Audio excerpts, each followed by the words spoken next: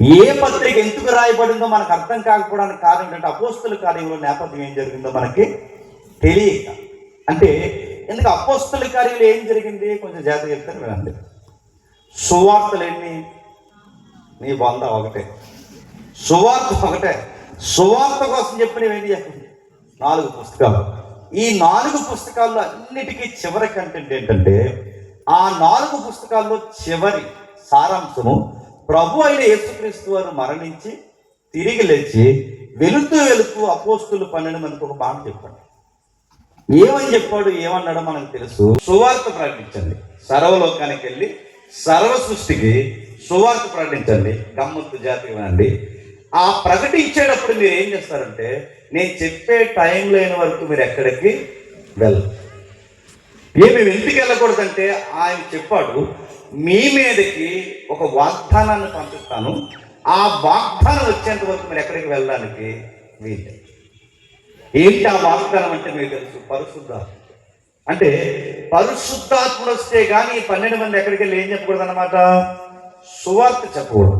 వీళ్ళు సువార్త చెప్పాలి అంటే ఆయన చెప్పిన మాట కొరకు ఎదురు చూడాలి. ఆయన చెప్పిన మాట, సర్వలోకానికి వెళ్ళి సర్వ సృష్టికి సువార్త ప్రకటించే ముందు పరిశుద్ధాత్ముడు వాగ్దానంగా మీ మీద దిగేంత వరకు మీరు ఎక్కడికి పోవద్దు. పరిశుద్ధాత్మ అంటే అక్కడ వాడిన పదం ఏంటంటే పరిశుద్ధాత్మ శక్తి. ఇప్పుడు ప్రశ్న అర్థం చెప్పండి, పరిశుద్ధాత్మ శక్తి అంటే ఏంటి? మన అర్థం కాదు, గుర్తుపెట్టుకో. ఈ మధ్య ఊరే బ్యాచ్ ఎక్కువైపోయారు. పరిశుద్ధాత్ముడు అంటే ఏంటి? కుమారి లారా ఏరిక మీద కానీ వెళ్ళాం కాదు. పరిశుద్ధాత్ముడు అంటే ఏంటి? నీ బండి నెంబర్లో ఎవరి నెంబర్ 4 కదా అని చెప్పడం కాదు. పరిశుద్ధాత్ముడు అంటే ఏంటి? నీ అక్షరాలు ఏ ఉంది ముందు కాదు, అది కాదు. పరిశుద్ధాత్ముడు అంటే ఏంటి?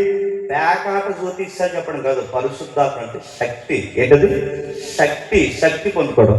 ఏంటి ఆ శక్తి అంటే, పరిశుద్ధాత్ముడు ఒక సామాన్యమైన వ్యక్తుల మీదకి వస్తే ధైర్యం వస్తుంది. అంటే సువార్త చెప్పడానికి ప్రభు అయిన యేసుక్రీస్తు వారు ఏమంటాడంటే, మీకు పరిశుద్ధాత్మ శక్తి ఉంటే కానీ సువార్త చెప్పడానికి వెళ్ళదు.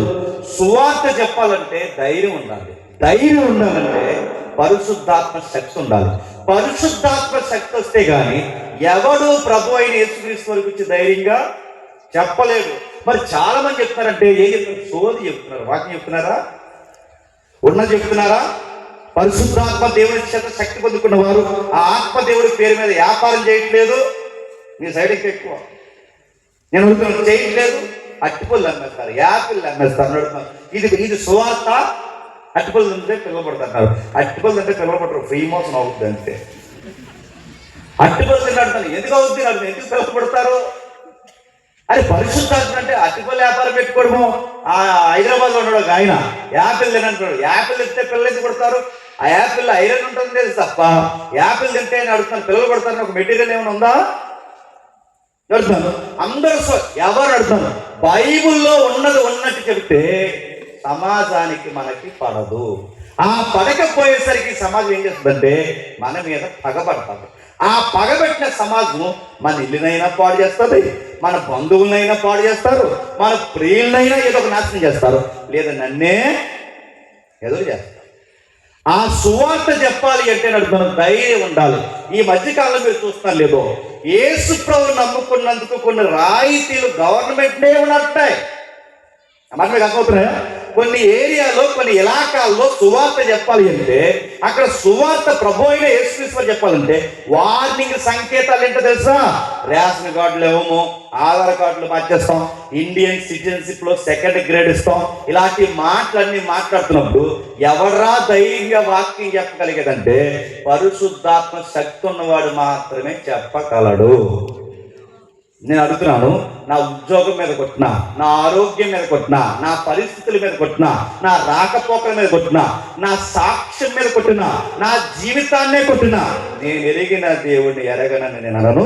నాగిటి మీద చెయ్యేసి నేను ఎదురుతిరిగి చూడనని ఆ ధైర్యంగా సాక్ష్యం చెప్పాలి అంటే పరిశుద్ధాత్ముడు ఉంటే చెప్తానికి ప్రభు యేసుక్రీస్తు ఏమంటాడంటే ఆయన వచ్చేంత వరకు మీరు ఎక్కడికి వెళ్ళొద్దు. ఎందుకంటే ఒక అమ్మాయి అడిగితేనే బొంకేసరి పెద్ద మనిషి ఎవరు చెప్పండి? పేరు. నువ్వు కూడా నజరేతు యువకులకు సంబంధించిన టీం మెంబర్లు నువ్వు కూడా ఒక మెంబరుగా అంటే నేనా, ఆయన, నాకా తెలియదనడు లేదా? నేను అడుగుతున్నాను, బొంకేసిన ఆయన ఆ తర్వాత ఆ రాజులు, అధిపతులు, పెద్దలు, సన్హెద్రిన్ సభలో ఉన్న అనేక మంది పెద్దలు తీసుకొచ్చిన పేతురు, యాకోబుని గట్టి కొట్టి మీరు యేసు నామం ప్రకటించారంటే మిమ్మల్ని చంపేస్తామని వార్నింగ్ ఇస్తే భయపడిపోయి మాట్లాడిన ఈ పేదరు ఏమంటాడంటే, చావనైనా చచ్చిపోతాను తప్ప నేను కన్న వాటిని ఎన్న వాటిని చెప్పకుండా ఉండలేను. ఆ పేదరికి ఇంత ధైర్యం ఎలా వచ్చిందంటే ప్రభు చెప్పాడు, ఆత్మదేవుడు వచ్చేందుకు మీరు ఎక్కడికి వెళ్ళదు. ఆ ఆత్మదేవుడు, పరిశుద్ధాత్మదేవుడు వచ్చాక ఆ 12 మందిలో ఒక ఆయన మన ఇండియా కూడా వచ్చాడు. చాలా మంది వంకరమంగా ఇండియా రాలేదంట, ఇలా హిస్టరీ తెలియదు, బైబిల్ చదివాలి పొందారు. ఇండియా వచ్చాడు, ఆయన ఇండియా వచ్చాడు. కాలికట్, తమిళనాడు, కేరళ, ఈ పరిసర ప్రాంతాల, తీర ప్రాంతాల్లో సువార్తని ఎదగలిగి ఆ పై భాగాల నుంచి మెసేజ్లు వస్తే నీ గుంటూరుకి హెడ్ ఆఫ్ ది డిపార్ట్మెంట్కి క్రిస్టియానిటీ నిలబడింది. ఎక్కడ మీరు ఏమి ఇస్తాను చూడండి, గుంటూరు నుంచి స్టార్ట్ అవుతుంది. అంటే ఈ సువార్తలు ఎక్కడి వరకు రావాలి అంటే ఈ భూదిగంతాల వరకు, మన తూర్పు ప్రాంతాల వరకు, అటు ఆఫ్రికా ప్రాంతాల వరకు, అటు వెస్టర్న్ యూరప్, ఈ ప్రాంతాల వరకు సువార్త వెళ్ళాలి అంటే ప్రభు అయిన యేసుక్రీస్తు శిష్యులకి ఏమన్నాడంటే, ఆయన వచ్చేంత వరకు మీరు ఎక్కడికి వెళ్ళదు. మరి అప్పటి వరకు ఏం చేయాలి ప్రభు అంటే కనిపెట్టండి. ఎవరి కొరకు కనిపెట్టాలి? పరిశుద్ధాత్మ దేవుడి కొరకు కనిపెట్టండి. ఆయనే వాగ్దానం అంటే మనకు వాగ్దానం అనగానే మనకు అలవాటు ఏంటంటే, వాగ్దానం అంటే ఇల్లు ఇస్తాడు చెప్పండి, వాకులు ఇస్తాడు చెప్పండి, పిల్లల్ని ఇస్తాడు చెప్పండి, పిల్లల నుంచి పెళ్లి చేస్తాడు చెప్పండి, నాకు ఉత్తరాలు చెప్పండి, ఇంట్లో ఎలకలు ఎక్కువైపోతే 3 పిల్లలు పంపుతాడు. చూస్తున్నారా సాక్షులు ఏంటి? ఉల్లిపాయలు అయిపోతే ఇస్రో దగ్గర నుండి ఉల్లిపాయలు పంపడం చూస్తున్నారా? గ్యాస్ అయిపోతే పరిశుద్ధాత్ముడు చెప్పండి గ్యాస్ చేస్తాడు. మీ సైడ్ ఉంటాయండి సాక్షులు? నేను అడుగుతున్నాను, ఇవన్నీ అడుగుతున్నాను. ఇది కాదు వాగ్దానం అంటే. ఈ వాగ్దానం అంటే ఏంటో తెలుసా? పరిశుద్ధాత్ముడు మన మీదకి రావడం వాగ్దానం. ఆయన వస్తే ఏం చేస్తాం?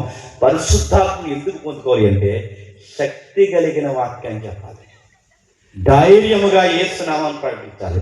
అది రాజులైనా, మంత్రులైనా, ప్రభుత్వాలైనా, సామాన్యుడైనా, శాసించేవాడైనా, వాడెవడైనా అందుకే ఎవరు నిలబడినా నేను యేసు ప్రభువుని గురించి గట్టిగా నేను చెప్పాలి అంటే నా గుండెలో ఒక ధైర్యం ఉండాలి. అది మానవ ధైర్యం అయితే సరిపోదు, అది ఆత్మదేవుడి ధైర్యం ఉండాలి.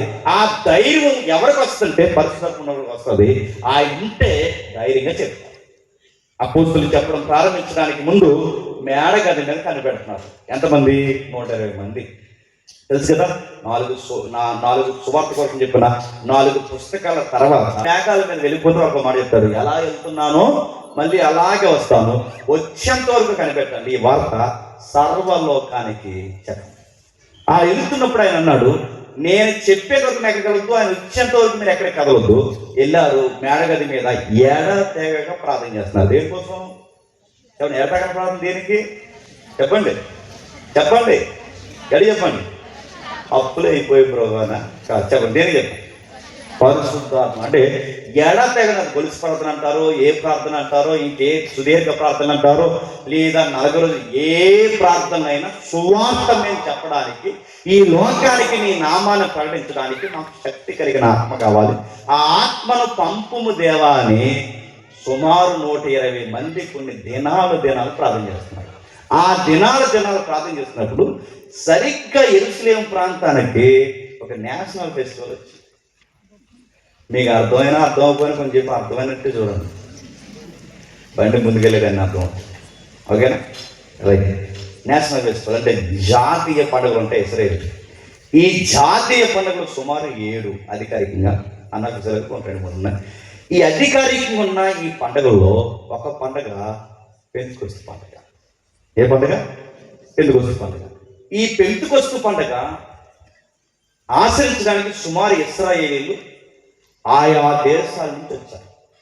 ఆ దేశాల నుంచి ఇశ్రాయేలీలు రావడం ఏంటంటే, ఇశ్రాయేల్ ఎలాంటి వాళ్ళు అంటే మన బాబులా ఎలాంటి అంటే అందితే జుట్టు చెప్పండి, అందకపోతే కాళ్ళు, పని అయితే ఒకలాగా చెప్పండి, పని అవ్వకపోతే ఒకలాగా, అవసరం ఉంటే ఒకలాగా, అవసరం లేకపోతే ఒకలాగా. ఇశ్రాయేలుకు అంత వంకరపోతే ఇంకెవరు ఉండదు అని చూడండి. మన్నా తింటారు, వెంటనే మోసేది అంటారు, నీళ్ళు ఎవడెత్తాడు అని అడిగారు. నీళ్ళు తాగేస్తారు, నెక్స్ట్ డే ఆకలిస్తుంది, మరి రేపు ఎవరు పెడతారు ఫుడ్ అన్నారు. అంటే వీళ్ళకి చేసిన మేలు చెప్పండి ఉరకెక్కించుకోరు. బాగా పంటలు పండి, బాగా కడుపులు నిండి, బాగా సమృద్ధి, ఆరోగ్యము, ఆయుష్ అన్నీ బాగుంటే వీళ్ళకి అల్లు ఇక్కడ ఉండేవి కదండి. ఎవరైనా ఇశ్రాయేల్ ఎక్కడ పోయి చెప్పండి నెత్తిపోయి బాగా వినండి. అన్నం పెట్టిన ఇప్పుడు చెప్పండి, తమ్ముడు కొంచెం ఆ ఏకో తీసేది జనరల్గా. ఇశ్రాయేలుకి బుద్ధి చెప్పడానికి దేవుడు చేసిన పని ఏంటంటే వాళ్ళకి గట్టిగా 2-3 దెబ్బలు కొట్టాలనుకున్నారు. ఇవి చెప్పండి, మనిషి మాట వినకపోతే దేవుడు ఎలా పడతాడు? అంటే వీళ్ళకి బుద్ధి చెప్పడానికి బలవంతులు లేపాడు. ఆ బలవంతుల్లో మొట్టమొదటి వారు అస్సూరియన్స్. ఎవరు? అర్థమైపోయినా చెప్పండి, అర్థమైనట్టే చూడండి, ముందుకెళ్ళగానే అర్థం. సరే, అస్సూరియన్స్. ఇంకా మీకు ఐడియా రావాలంటే అస్సూరియన్స్ అంటే ఎవరండి, ఎవడ తాలిక, ఇది ఎవడ అడ్రస్ అని మీకు డౌట్ అవుతే, బైబుల్లో నిమ్రోద్ గడ అని ఒకరు ఉంటాడుగా, ఆడు కూడా తెలియకపోతే అర్థమైపోయినా చెప్పండి, అర్థమైనట్టు చూడండి. నిమ్రోద్ గడ ఉంటాడు కదా, బాబేలు గోపురం అందరూ తెలుసు కదా. ఆ బాబేలు గోపురం కట్టడానికి యాక్టివ్ మెంబర్ ఎవరంటే నిమ్రోద్ గడ. ఆడు స్థాపించిన రాజ్యాల్లో ఒక రాజ్యం అస్సూర్ అంటే దేవుడు. ఆ దేవుడి పేరు మీద స్థాపించిన రాజ్యం. ఆ రాజ్యాన్ని లేపి ఇశ్రాయేలు దేశాన్ని దొరగొట్టించేశాడు. ఇంకా మాట వినకపోయేసరికి మరో రాజ్యాన్ని లేపాడు. అది అక్కడ మూలాలదే. అది ఎక్కడి నుంచి వచ్చిందంటే దాని పేరు బాబేలు. ప్రజెంట్ ఇప్పుడు గొడవ జరుగుతుంది, మీరు చూసారుగా, గొడవ జరుగుతుందిగా. ఇది Iran, Israel, Iran, America, Iraq ఏరియాలో చూసారా ప్రజలు జరుగుతున్నాయి కదా గొడవలు. చూస్తున్నారు లేదా యుద్ధాన్ని? సీరియల్ని చూస్తున్నారు లేదా? ఆ యుద్ధాలు చూస్తున్నాక, ఆ యుద్ధాలు ఇప్పుడు ఏదైతే ఇరాక్ అని మనం చూస్తున్నామో ఆ ఏరియాలో ఉండేది ఒకప్పుడు అస్సూరు బబులోను సామ్రాజ్యం. ఆ బబులోనికి అడ్రస్గా మనకు కనిపించే సురక్షితమైన రాజు ఎవరంటే నెబుకద్నెజర్. ఆ నెబుకద్నెజర్ పంపించి మళ్ళీ ఇశ్రాయేలుకి బుద్ధి చెప్తే, ఆ నెబుకద్నెజర్ టైంలోనే ఎత్తుకుపోబడిన మనుషులు ఎవరంటే దానియేలు అంటే మంచి స్నేహితుడు కూడా ఎత్తాడు. మళ్ళీ మాట వినకపోయేసరికి దేవుడు మళ్ళీ ఇంకొకరు లేపాడు. వాళ్ళు ఎవరంటే మెడో పర్షియన్స్ అంటే తాత ఉన్నాయి కదా, వాళ్ళే మన ఇండియాలో అత్యధికమైన వ్యాపారాలు వాళ్ళే ఈ పర్షియన్ అని పట్టుకెళ్ళేశారు. ఈ మాదీయ పారసులు అయ్యే సమయానికి పాత నిబంధన కాలం అయింది. మళ్ళీ అర్థమవుతున్నాయి. బైబిల్లో పాత నిబంధనలో చివరి పుస్తకం ఏంటి? మలాకి. పాత నిబంధనలో చివరి పుస్తకం గ్రీకులు వచ్చి వాళ్ళు ఏం చేశారంటే వాళ్ళు చదువుకుంటారు. ఆ గ్రీకుల తర్వాత ఇంకెవరు వచ్చారంటే రోమన్స్ వచ్చారు. వీళ్ళు ఏం చేస్తారు? వీళ్ళు కూడా చదువుకుంటారు. ఈ దెబ్బలు తట్టుకోలేక ఇశ్రాయేల్ ఏం చేశారంటే మీ గుంటూరు వరకు వచ్చేసారు. గుంటూరులో యూదులు ఉన్నారు తెలుసా? ఫంక్షన్ వెళ్ళలేదా చెప్పండి, ఉన్నారు తెలుసా? అగో ఈదే ఉంది గుంటూరులో. మీ గుంటూరులో ఇశ్రాయేలు యూదులు ఎప్పుడు వచ్చేసారంటే ఎప్పుడు గొడవలు అప్పుడు తరివేస్తే గుంటూరు వచ్చారు, మా రాజమండ్రి వచ్చారు, ఎప్పటికిక్కడ ఉన్నారు. మూల ఉన్నారంటే ప్రపంచ దేశానికి ఇశ్రాయేలు చెదిరిపోయారు కాదు, దేవుడే చెదరగొట్టేశారు. ఈ చెదిరిపోయిన ఎక్కడికి పోయినా వాళ్ళకొక భారము, బాధ్యత, వాళ్ళ నమ్మకము, వాళ్ళ ఆచారం ఏంటంటే సరిగ్గా పండగ టయానికి యెరూషలేముకి వస్తారు. ఎందుకు యెరూషలేముకి వస్తారు? యెరూషలేములో సొలొమోను కట్టించాడే చెప్పండి బంగారు దేవాలయం, అక్కడ పండగ చేస్తారు. ఇప్పుడు గొడవంతా దానికోసమే ఇప్పుడు వార్తలు చూస్తున్నాగా. ఆ పండగ చేయడానికి యెరూషలేముకి వస్తారు. ఆ యెరూషలేముకి వస్తే వీళ్ళు ఎక్కడెక్కడ ఉన్న వారందరూ యెరూషలేముకి, ఆ దేశాలు చెదిరిపోయారు కనుక చెదిరిపోయిన వాళ్ళందరూ సరిగ్గా టయానికి యెరూషలేముకి వస్తే యెరూషలేములో జాతీయ పండుగలు చేస్తారు. ఆ పండగల్లో ఒక పండుగ పెంతుకొస్తు పండుగ. ఎంతమంది వచ్చారు? హిస్టరీ రికార్డ్స్ ప్రకారం 20 లక్షల మంది వచ్చారు. ఎంత? 20 లక్షల మంది. 20 లక్షల మంది అంతా యెరూషలేము టౌన్ అంతా నిండిపోయారు. 20 లక్షల మంది యెరూషలేము టౌన్ అంతా నిండిపోతే మేడగంట మీద ఎంతమంది ఉన్నారు? 120 మంది. 120 మంది యేసుప్రభు ఆజ్ఞను పొందుకున్న వారేమో మేడగంట మీద ఉన్నారు. పాత నిబంధన ఆచార సాంప్రదాయాల ప్రకారం ఆచరించడానికి వచ్చిన 20 లక్షల మంది ఏమో టౌన్లో ఉన్నారు, సిటీలో ఉన్నారు. ఆ సిటీలో ముఖ్యంగా యెరూషలేము మందిరం చుట్టూ తిరుగుతున్నారు. 20 లక్షల మంది కింద ఉన్నారు, 120 మంది పైన ఉన్నారు. వీళ్ళందరూ వచ్చేసరికి వీళ్ళు ఎప్పుడెప్పుడు వెళ్ళిపోయారంటే ఎప్పుడు ఆ తర్వాత అక్కడ ఉన్న పెళ్లి చేసుకున్నాను అనుకోండి, నెక్స్ట్ నా పిల్లలు ఎలా పుడతారండి? అమెరికా వాళ్ళే పుడతారు.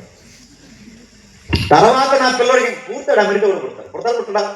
అలాగే ఇక్కడికి వచ్చేసిన వాళ్ళు మీరు చూడండి, మీరు యూదులా అన్నట్టుంటారు. మీరు చూడండి కావాలంటే ఇక్కడికి వచ్చేసరికి అంటే ఇక్కడ బ్రీడ్ కలిసింది, ఇక్కడ జన్యువులు కలిసాయి. ఈ కలిసేసరికి ఏమైందంటే రంగులు మారిపోయాయి, భాష మారిపోయింది, పద్ధతులు మారిపోయాయి. కానీ విశ్వాసాలు మాత్రం అలా 20 మంది 12 మంది శిష్యుల మీదకి పంపించారు. ఎప్పుడైతే వచ్చిందో ఈ 20 లక్షల మంది వచ్చి అక్కడ నిలబడి చూస్తున్నప్పుడు గట్టిగా పైనుండి వీళ్ళు సువార్త చెప్తున్నారు. ఎవరికి వచ్చిన 20 లక్షల మందికి. వీళ్ళందరికీ చెప్తున్నప్పుడు వీళ్ళకి భాషలతో మాట్లాడుతున్నారు. ఏ భాషలు అవి చెప్పండి? ఏ భాషలు? అర్థమయ్యే భాషలే. అన్య భాష అంటే మన కాని భాష అని అసలు వీరు చెబుతున్నారు. ఇలా అర్థమయ్యే భాషలో చెబుతుండగా చాలా మంది చెప్తున్నారు. స్థానికంగా కొంతమంది ఉంటారుగా, వాళ్ళకి భాష అర్థం. సంఘం ప్రారంభింపబడింది. ఎప్పుడైతే సంఘం ప్రారంభింపబడిందో ఈ 3000 మంది 120 మంది మొత్తం మీద వేల మందితో రంగరంగ వైభవంగా సంఘం ప్రారంభిస్తే సంఘం అంతా ఎలా ఉన్నారంటే అపోస్తుల బోధ యందును, సహవాసమందును, రొట్టె విరుచుట యందును, ప్రార్థన చేయటి యందును తెగక ఏడాదులు పెట్టుకోవడం దేనికి? ఆయన వచ్చేసే ముందు మనకు భూములు దేనికని ఆ భూములు అమ్మి తెచ్చి అపోస్తులకి ఇచ్చి వారి అక్కడ కొలిది పనిచేయండి. ఇక్కడ ఎన్ని భూములు ఉన్నాయి, ఇక్కడ ఎలాగ నాశనమైపోతాం. ఆయన వచ్చిన తర్వాత అక్కడ మనకి శాశ్వతమైన స్థలం ఉంది కనుక ఆయన వచ్చినప్పుడు ఆయనతో పాటు మేము కూడా వచ్చేస్తాం, మాకు ఈ భూములు ఏమొద్దని చెప్పి అందరూ కలిసి అమ్మేసి వారి అక్కడ కొలితో తీసుకు ఒక కుటుంబంగా ఉన్నారట. అంత బాణంతో నడుస్తుంది అన్నప్పుడు తెలుగులో సాంగ్ ఉంటుంది, గుర్తుపెట్టుకోండి. మంద ఎక్కువైతేనట చెప్పండి, ముఖ్యాంశాలు చెప్పండి. మజ్జిగ పాలసీ. నలుగురు ఉన్నప్పుడు ప్రాబ్లం ఉండదు, నలుగురు 8 అయినప్పుడు ప్రాబ్లం ఉండదు. ఆ నలుగురు 400 మంది అయితేనే ప్రాబ్లమ్స్ వస్తాయి. కుటుంబం చిన్నగా ఉన్నప్పుడు ప్రాబ్లం ఉండదు. కుటుంబం చెప్పండి ఉమ్మడి కుటుంబాలుగా మారినప్పుడే కాల్పడు గొడవలు ఎక్కువైపోతాయి. నా మాట మీకు అర్థమవుతున్నాయా? తక్కువ మంది ఉన్నప్పుడు గొడవలు లేవు. సంఘంలో 120 మంది ఉన్నప్పుడు గొడవలు లేవు. 3,000 మంది ఉన్నప్పుడు గొడవలు లేవు. ఈ 3,000, 4,000, 4,000, 5,000 ఇలా వేలు సంఖ్య ఎప్పుడైతే డెవలప్ అవుతున్నారో ఈ సంఖ్య పెరిగేసరికి గొడవలు వస్తున్నాయి. ఎక్కడ గొడవలు వచ్చేసాయంటే పెళ్లిల్లోనైనా చర్చిల్లోనైనా ఎక్కడ గొడవలు వచ్చేస్తాయి చెప్పండి? ఎక్కడ? సిగ్గుపడి చెప్పండి. భోజనాలు కూడా వచ్చారు. ఎక్కడ చెప్పండి? దరిద్రులు డెడ్ సీపు ఉండే విషయం చెప్తా. భోజనాల కాడ గొడవలు పెట్టేసుకుంటారు. దేనికి? సారీ అయిపోతే గొడవ, కూర అయిపోతే గొడవ, చట్నీ అయిపోతే గొడవ. నడుతున్నాను ఆడు అడిగిన బిర్యానీ అయిపోతే ఎందుకు నడుతున్నాను? గొడవలు ఎందుకు వస్తుంటే వెయ్యికిపోతే గొడవ. ఈ పాయింట్ అర్థమవుతుందా? వెయ్యికిపోతే గొడవ అంటే ప్రాబ్లం తినేవాడి దగ్గర లేదు, ప్రాబ్లం బాగానండి ఆ పెళ్ళోళ్ళ దగ్గర లేదు, ప్రాబ్లం వంటలు వండే వాళ్ళ దగ్గర లేదు. ప్రాబ్లం ఎక్కడ వచ్చిందంటే ఈ వడ్డించే బ్యాచ్ నుంచి ఇలా వంకరలు అయితే గొడవలు వస్తాయి. సంఘంలో అయినా నడుపుతున్నాను, పెళ్లిల్లోనైనా ఎక్కడైనా గొడవలు ఎలా వస్తాయంటే వడ్డించే బ్యాచ్ వంకరలు అయితే వస్తాయి కాదా? ఈ వడ్డించే వాళ్ళకి వంకర పుత్రులు ఉంటాయో ఉండవా? వీళ్ళు తాలీకాలు అనుకోండి బాగా వడ్డిస్తాను. అదే వీళ్ళకి ముఖపరిచయం లేక అమాయకులు నలిగిపోయి బట్టలు వేసుకుని వచ్చారు అనుకోండి, నన్ను నడు వెనకాల చాలా మంది ఉన్నారా అంటారా? నేను అడుగుతాను. మోతుబరుకైతే ఒకలాగా, పేదోడికైతే ఒకలాగా వడ్డిస్తారా వడ్డించరా? ఇప్పుడు పెళ్ళిళ్ళు కూడా అలా పెట్టండి. సంఘాల్లో భోజనాలు జరుగుతున్నప్పుడు భోజనాలు వడ్డించమని కొంతమందిని పెడతాం. ఇక్కడ రోజు ఎవరో నాకు వెళ్ళంలో చెప్తాను, ఈరోజు ఉన్నాయి భోజనాలు లేవా? లేకపోతేనే మంచిది. అయితే ఈ భోజనాలు పెట్టినప్పుడు ఏమవుతుందంటే ఈ వడ్డించే వాళ్ళకి వంకర పుట్టిన అడుగుతున్నా, ఈ వడ్డించే వాళ్ళు గొడవలు వస్తారు. వీళ్ళు ఏం చేస్తారంటే కొంతమంది కూరలు దాచేస్తారండి. చెప్పండి, సీపు అడుగుతున్నా, కూర దాచేస్తారు. సీపు యాటిట్యూడ్ ఏంటి చెప్పనా? పెరుగు బగిడి దాచేస్తారు, కూర దాచేస్తారు. మరీ దరిద్రుడు చెప్ప సాంబార్ దాచేస్తారు. దాసేసి ఏం చేస్తారా? ఆలోలు వస్తారు. ఆలోలు అదే వీడు చుట్టం, వీడు పట్టం, ఆడు వంశం, ఆడికి నచ్చడం, వాళ్ళ కోసం దాస్తారంటే ఇప్పుడు ఆడికి కలిసి తింటారన్నమాట. నేను అడుగుతున్నాను, ఇలాంటి వంకర పనులు వంకర వడ్డింపులు చేస్తే గొడవలు వస్తాయి రావు? ఎరుసలేము సంఘంలో కూడా వచ్చాయి. ఎలా వచ్చాయి? వడ్డించేవాళ్ళట ఇలా గ్రీకులు రా, ఇలా ఎబ్రిల్ మనవులు రా, అరే ఇలా భర్త చనిపోయిన స్త్రీలు రా, ఇలా మోతుబారు పెద్దంటి కుటుంబం వాళ్ళు రా. అంటే బాగున్న వాళ్ళకి ఏమో ఒకలా వడ్డిస్తున్నారు, పేదోళ్ళకి ఏమో ఒకలా వడ్డిస్తున్నారు, విధవరాళ్ళకి ఏమో ఒకలా వడ్డిస్తున్నారు. అదే ఎవరైతే మోతుబర్ల కుటుంబాలు మగాళ్ళు ఉన్నారో వాళ్ళ తాలూకు కుటుంబాలు ఒకలా వడ్డిస్తున్నారు. ఇవి గొడవలు అయిపోయి గ్రీకులకి ఎబ్రిలకి ఎప్పుడైతే గొడవ వచ్చాయి, ప్రాంతీయ భేదాలు, భాషా భేదాలు, చిన్నోళ్ళు పెద్దోళ్ళు హెచ్చుతగులు, ఈ గొడవలు ఎప్పుడైతే వచ్చాయో ఇవి చిరిగి గాలివానే అపోస్తుల చెవిలో పడ్డాయి. మర్చిపోకండి, పేతురు పత్రిక ఎందుకు రాసామని చూస్తున్నాం. అయితే ఇవి చిరిగి గాలివానే అపోస్తుల చెవిలో పడతాయి. అపోస్తులు ఇస్తున్న నిర్ణయం ఏంటంటే ఎవరైతే ఉన్నారో ఆ వడ్డించే బ్యాచ్ తీసేసి 7 సభ్యులు పెట్టాడు. ఎంతమందిని? అంటే ప్రాబ్లం వడ్డించే వాళ్ళని వస్తుంది కనుక ఆ సభ్యుల్ని వడ్డించే వాళ్ళని తీసి 7 సభ్యులు పెడితే ఈ 7 సభ్యులు పెట్టిన తర్వాత గొడవలు తగ్గిపోతాయి అనుకున్నారు. కానీ గమ్మత్తని చెప్తున్నా, దేవుడు సంఘాన్ని అలా సెట్ చేయాలనుకోలేదు. అపోస్తులు వాటిని మార్చేస్తే చాలనుకుంటున్నారు. ప్రభు మార్చేస్తే కాదు, ఇశ్రాయేలుకి తిండి ఎక్కువైపోయి కళ్ళు నెత్తి మీదకి పోయి ఎలాగైతే గొడవలు పెట్టుకుంటే చెదరగొట్టేశాడో, సంఘం కూడా కుదురుంగుండి వాక్యం వినకుండా, కుదిరింగా ఉండి వాక్యంలోని సహవాసంలో ప్రార్థనలో ఉండకుండా గొడవలు పెట్టుకున్న సంఘానికి బుద్ధి చెప్పడానికి దేవుడు తీసుకున్న నిర్ణయం ఏంటంటే ఆ 7 ఒక మనిషిని బయటికి తీసుకొచ్చి చంపించేశాడు. గుర్తుపెట్టుకో. ఆ మాట మీకు అర్థమవుతున్నాయా? ఎవరండి అలా చంపబడిందంటే ఆయన పేరు స్టెఫను. ఎవరు? స్టెఫన్. అంటే స్టెఫన్ని దేవుడే చంపించడానికి అనుమతించినట్టు? అవును. ఆయన సెలవు లేకుండా, చెప్పండి, తల వెంట్రుకల్లో వెంట్రుక కూడా రాలదన్నాడు.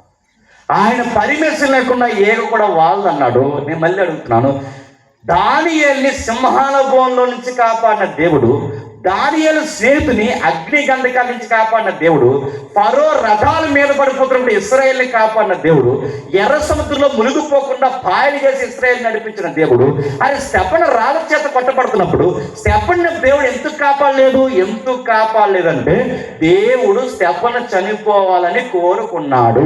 ఎందుకు స్టెఫను చనిపోవాలి అంటే స్టెఫను చనిపోతే ఈ చావుని సంఘం కల్లారా చూడాలి. ఎందుకు కల్లారా చూడాలి? వీళ్ళ కుదురింగ్ ఉండి వాక్యం వెనకంటే ఏం చేస్తారు చెప్పండి? భోజనాలు కాడ గొడవలు, చిన్నోళ్ళు పెద్దోళ్ళని గొడవలు. ఈ గొడవలు పెట్టుకుంటే దేవుడు కొన్నిసార్లు గొడవలు ఎలా అనుస్తాడంటే ఇలా సావులకు అనుమతిస్తాడు. ఆ మరణం ఎప్పుడైతే వచ్చిందో భయపడుతుండగా గుప్పమని వినబడిన వార్త ఏంటంటే మతోన్మాదులు సంఘం మీద పడిపోతున్నారు. ఆ ఇంట్లో ప్రార్థన జరిగితే ఆ ఇంటి మీద దాడి చేస్తున్నారు, ఈ ఇంట్లో ప్రార్థన జరిగితే ఈ ఇంట్లో దాడి చేస్తున్నారు. ఎక్కడ ప్రార్థన జరిగితే అక్కడ ఇంటింటా చొచ్చి స్త్రీలను కూడా చూడకుండా బయటికి లాక్కొచ్చి అనేక మందిని బాధపడుతున్నారు. అవసరమైతే చంపేయడానికి ప్రభుత్వం దగ్గర నుంచి రాయితీలు చేస్తున్నారు. ఇప్పుడు స్టెఫను చనిపోయాడు, ఒకటి. స్టెఫను చనిపోయాడు, రెండవది మతోన్మాదులు ఎక్కడ ప్రార్థన పెట్టుకుంటే అక్కడ దాడి చేస్తారు. ఆ మతోన్మాదులో ఒక ఉన్మాదే సౌలు. ఎవరు? సౌలు. ఈ దాడులు ఎలా జరుగుతుండగా ఇప్పుడు మూడో ప్రాబ్లం ఏంటంటే ఇప్పుడు స్టెఫను చనిపోయాడు, రెండోది మతోన్మాదులు భయపెడుతున్నారు. మూడో ప్రమాదం ఏంటంటే ప్రభుత్వం కూడా వ్యతిరేకమైపోయింది. ఈ ప్రభుత్వం కూడా ఎప్పుడైతే వ్యతిరేకమైపోయిందో రోమా ప్రభుత్వం కూడా ఎవరైతే అపోస్తులు అక్కడికనే ఉన్నారో వాళ్ళ తీగల మీద కత్తిరెట్టి చెప్పండి తల నరికేది అంటేస్తానంట.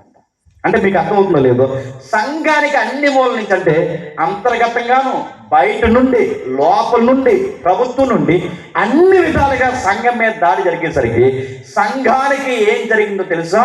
ఇక్కడుంటే ఇలాగే చనిపోయేలా ఉన్నామని తెలిసి అక్కడి నుండి సంఘము 4 దేశాలకి చెదిరిపోయింది. ఆ మాట మీకు అర్థమవుతున్నాయా? అంటే ఈ 3,000 మంది 4,000 మంది సంఘంలో యెరూషలేములో ఉంటే ఇలాగే ప్రమాదం జరిగి చెదిరిపోయిన వారందరూ ప్రజెంట్ ఉన్న టర్కీ ప్రాంతానికి, ఇలాంటి ప్రాంతాలన్నిటికీ చెదిరిపోతే భయపడకండి, మనం ఎక్కడికి పోయినా కానీ మన ప్రాణాలు గుప్పెట్లో పట్టుకుని పారిపోయాం, మన జీవితాన్ని చేతుల్లో పెట్టుకుని పారిపోయినా, ఎక్కడికి పోయినా ఒక మాట మీరు గుర్తుపెట్టుకోండి, మనం క్రైస్తవుడైనందుకు ఆ పేరుని బట్టి సిగ్గుపడగా నాగిటి మీద చేయాల్సిన మనం ఎనిగదిరిగి చూడకుండా మన పిడికిలంతా కన్నీళ్లతో తడిసిపోయినా చావనైనా చచ్చిపోరు, కానీ ప్రభువుని మాత్రం ఎరగని అనకూడదు. మీరు గుర్తుపెట్టుకోండి, ఎంత కష్టాలు వచ్చినా ఎన్ని ఇబ్బందులు వచ్చినా క్రీస్తుని నమ్మిన తర్వాత క్రైస్తవుని పేరు పెట్టుకోవడానికి ఆ పేరుని బట్టి గర్వపడడం తప్ప భయపడి ఎక్కడికి పారిపోకండి. ధైర్యం ఉండండి అని ఆ చెదిరిపోయిన సంఘానికి రాసిన పత్రికే చెప్పండి పేతురు రాసిన మొదటి పత్రిక. అలా రాశాడు పేతురు రాసిన మొదటి పత్రిక. రాసినోడు ఏమంటున్నాడు? ఒక మూలరాయి ఉంది, ఆ రాయిని తొలగించాడు. క్షమించండి, ఆ రాయిని తృణీకరించారు. ఒక మూలరాయి ఉండి ఆ రాయిని వద్దన్నాడు. దేవుడు ఒక దయాళుడు, ఆయన కృప కలిగిన వాడు, దుష్ట సమాజం నుండి వేషధారణ, అసూయ, సమస్త దోషణ మాటలు కలిగిన ఈ భయంకరమైన పరిస్థితుల నుండి కొత్తగా జన్మించిన శిశువుల్లాగా మనం రక్షించి వాక్యం అనే పాలు మనకు పోసి దేవుడు ఉన్నతంగా మనం నడిపిస్తున్నప్పుడు ఒక మూలరాయి వైపు మనం నడమంటున్నాడు. ఈ పనిని, ఈ బాధ్యతని ముందుగా ఒకరికి ఇస్తే వాళ్ళు ఏం చేశారంటే వాళ్ళు తొట్రెళ్ళిపోయారు. వాళ్ళు తొట్టెళ్ళిపోవడమే కదా రాత్రి నిర్మితుల్లో వారు కట్టువారు వాక్యానికి అవధైలే తొట్టెలుచున్నారు. దానికే వారు నియమింపడ్డారు. అంటే ఎవరినో నియమించాడు, వాళ్ళని ఏదో చేయమన్నాడు, వాళ్ళు చేయలేకపోయారు, వారు తొట్టెళ్ళిపోయారు, వారు పడిపోయారు. ఇప్పుడు ఈ పడిపోయిన దాన్ని, ఆ పనిని నెక్స్ట్ నిన్ను నన్ను చేయమన్నాడు. ఎవరు పడిపోయారు, ఏం చేయలేకపోయాడు, ఇప్పుడు నువ్వు నేను చేయాల్సింది ఏంటి? ఈ కథనం అంతా మనకు తెలియాలి అంటే ఒక్కసారి మూలాలకి పాత నిబంధనకి వెళ్ళాలి. జాగ్రత్తగా వినండి. నిర్గమాకాండం 19వ అధ్యాయం, కొంచెం సౌండ్ తగ్గించండి.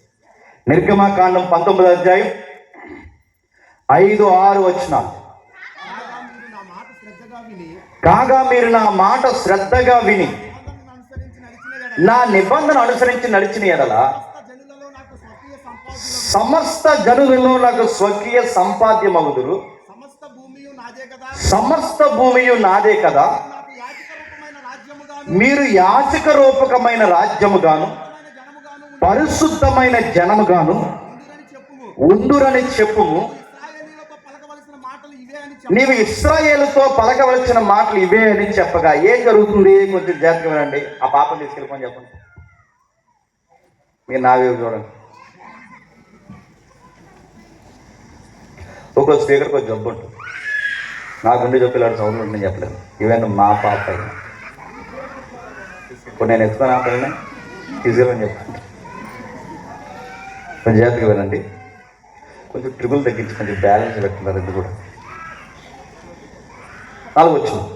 నేను ఐగుప్తీయులకి ఏమి చేసినో మిమ్మల్ని గెద్ద రెక్కల మీదకి మోసి నా యొక్కకి మిమ్మల్ని ఎత్తి చేర్చుకుంటున్నో మీరు చూసిదిరి. కాగా మీరు నా మాట శ్రద్ధగా విని నా నిబంధన అనుసరించి నడిచిన ఎడల మీరు సమస్త దేశ జనులలో నాకు స్వకీయ సంపాద్యమగుదురు.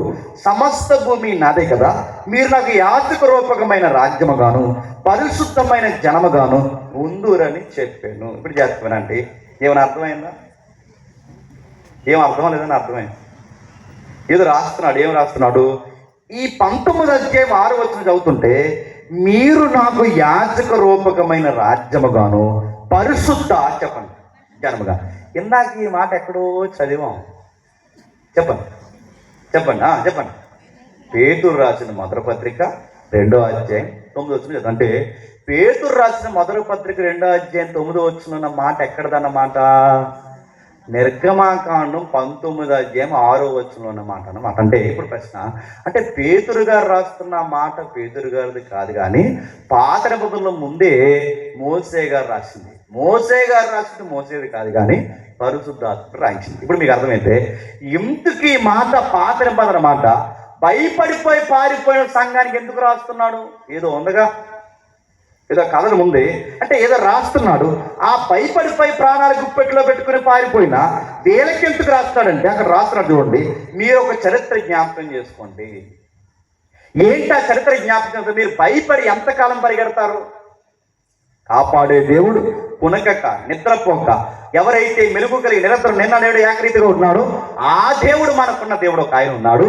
ఆయనను మనల్ని ఎలా చేశాడంటే యాజకులుగాను రాజులుగాను, రాజులైన యాజక సమూహంగా చేశాడని సంఘాన్ని ధైర్యపరచడానికి పాత నిబంధన మాట ఎత్తుతున్నాడు. ఇప్పుడు బాగునండి, ఆ పత్రికలో ఉన్న సందర్భం అర్థం చేసుకోవడానికి అపోస్తుల కార్యాలు వెళ్ళాం. ఇప్పుడు ఇక్కడున్న మాట మనం అర్థం చేసుకోవాలి అంటే కాస్త వెనక్కి చరిత్రకి వెళ్ళాలి. ఏం రాస్తున్నాడంటే ఈ పుస్తకం పేరు ఏం పేరు? ఇప్పుడు మనం చదువుతున్న 19వ అధ్యాయం పుస్తకం పేరు చెప్పండి. నిర్గమకాండం. ఏ కాండం? గడి చెప్పండి, గట్టిగా చెప్పండి. అంటే ఏంటి అడుగుతున్నా? నిర్గమాకాండం అంటే మరి చెప్పండి. నిర్గమాకాండం అంటే ఏంటి? మీ బొంద చెప్పండి. నిర్గమాకాండం అంటే ఏంటి చెప్పండి. నిర్గమాకాండం ఇప్పుడు బాగానండి. ఎప్పుడన్నా పాత బస్ స్టాండ్లకి ఎయిర్పోర్ట్కి వెళ్తే రాస్తారు, మీరు చూడండి, ప్రవేశము నిర్గమము. ప్రవేశం అంటే ఏంటి? లోపలికి వెళ్ళడం. నిర్గమం అంటే ఏంటి? బయటకు వచ్చేది. ఇప్పుడు బాగుందండి. నిర్గమాకాండం అన్నాడంటే, నిర్గమాకాండం అన్న పేరే నీకు చెప్తుంది ఇశ్రాయేలీలు ఐగుప్తు నుంచి ఎలా వచ్చారో చెప్పే పుస్తకం. చెప్పండి, నిర్గమాకాండం. అందుకే దాని పేరు దాటిపోయే పుస్తకం. రెండవది, యార్దాను దాటిన వైను ఈ నిర్గమకాండంలో ఉంటుంది. ఎర్ర సముద్రం ఎలా దాటారో నిర్గమకాండంలో ఉంటుంది. ఐగుప్తి అధికారాన్ని ఎలా దాటొచ్చారో అంటే దాటొచ్చే సందర్భాలన్నీ, ప్రమాదాలు దాటొచ్చిన సందర్భాలన్నీ చెప్పే పుస్తకం పేరే నిర్గమకాండం. దాని పేరు నిర్గమాకాండం. ఇప్పుడు చెప్పండి, ఈ నిర్గమాకాండంలో జరుగుతున్న సంగతులు మనకు అర్థం కావాలంటే అక్కడ అంటున్నాడు, కాగా నేను ఐగుప్తులకి ఏమి చేసిన ఇశ్రాయేలు అయిన మీరు అందరికీ జ్ఞాపకం ఉంది. మోసే చెప్తున్నాడు వాళ్ళకి. దేవుడు ఏం చేస్తాడో దేవుడే చెప్పంటున్నాడు మోసేకి. ఐగుప్తీయులకి ఏం చేస్తాడు మీరు చూశారు. ఏం చేశానంటే ఐగుప్తీయుని 10 తెగుళ్ళ చేత అల్లాడించేశాడు. 10 తెగుళ్ళు అంటే ఏం చేశాడు? ఐగుప్తీయులకి అన్ని దేవుళ్ళే. సూర్యుడు దేవుడు, వాళ్ళకి గాలి దేవుడు, భూమి దేవుడు, నది దేవుడు, వాళ్ళకి అన్ని దేవుడు, పండే పంట దేవుడు, ఆ పరిపాలిస్తున్న ఫరో దేవుడు. ఇప్పుడు బాగుందండి, మరి ఐగుప్తీయులైన మీరు గాలి దేవుడు నమ్ముతున్నారా? అసలు దేవుడు ఒకడు ఉన్నాడు, అది నమ్మాలరా. మీరు నమ్మకపోతే మీ కాట తీస్తారని సువార్త చెప్పినాడు. ఎవరు? మోసే. ఈ సువార్త చెప్పినప్పుడు మోసే నమ్మకపోతే మీరు ఏవైతే దేవుళ్ళు అనుకుంటున్నారో ఆ దేవుళ్ళు మిమ్మల్ని కాపాడలేరురా అని చెప్పడానికి సూర్యుని మరుగు చేస్తాడు దేవుడు. వాళ్ళు తెల్లారితే ఏదైతే దేవుడు అన్నాడో ఆ దేవుడిని మోసే ఆపేశాడు. తెల్లారితే నది నీళ్ళు తాగి బతుకుతారు. నైలు నది, ఆ నైలు నది రక్తంగా మారిపోయింది. ఆ నది దేవుడు కూడా ఏం చేయలేదు.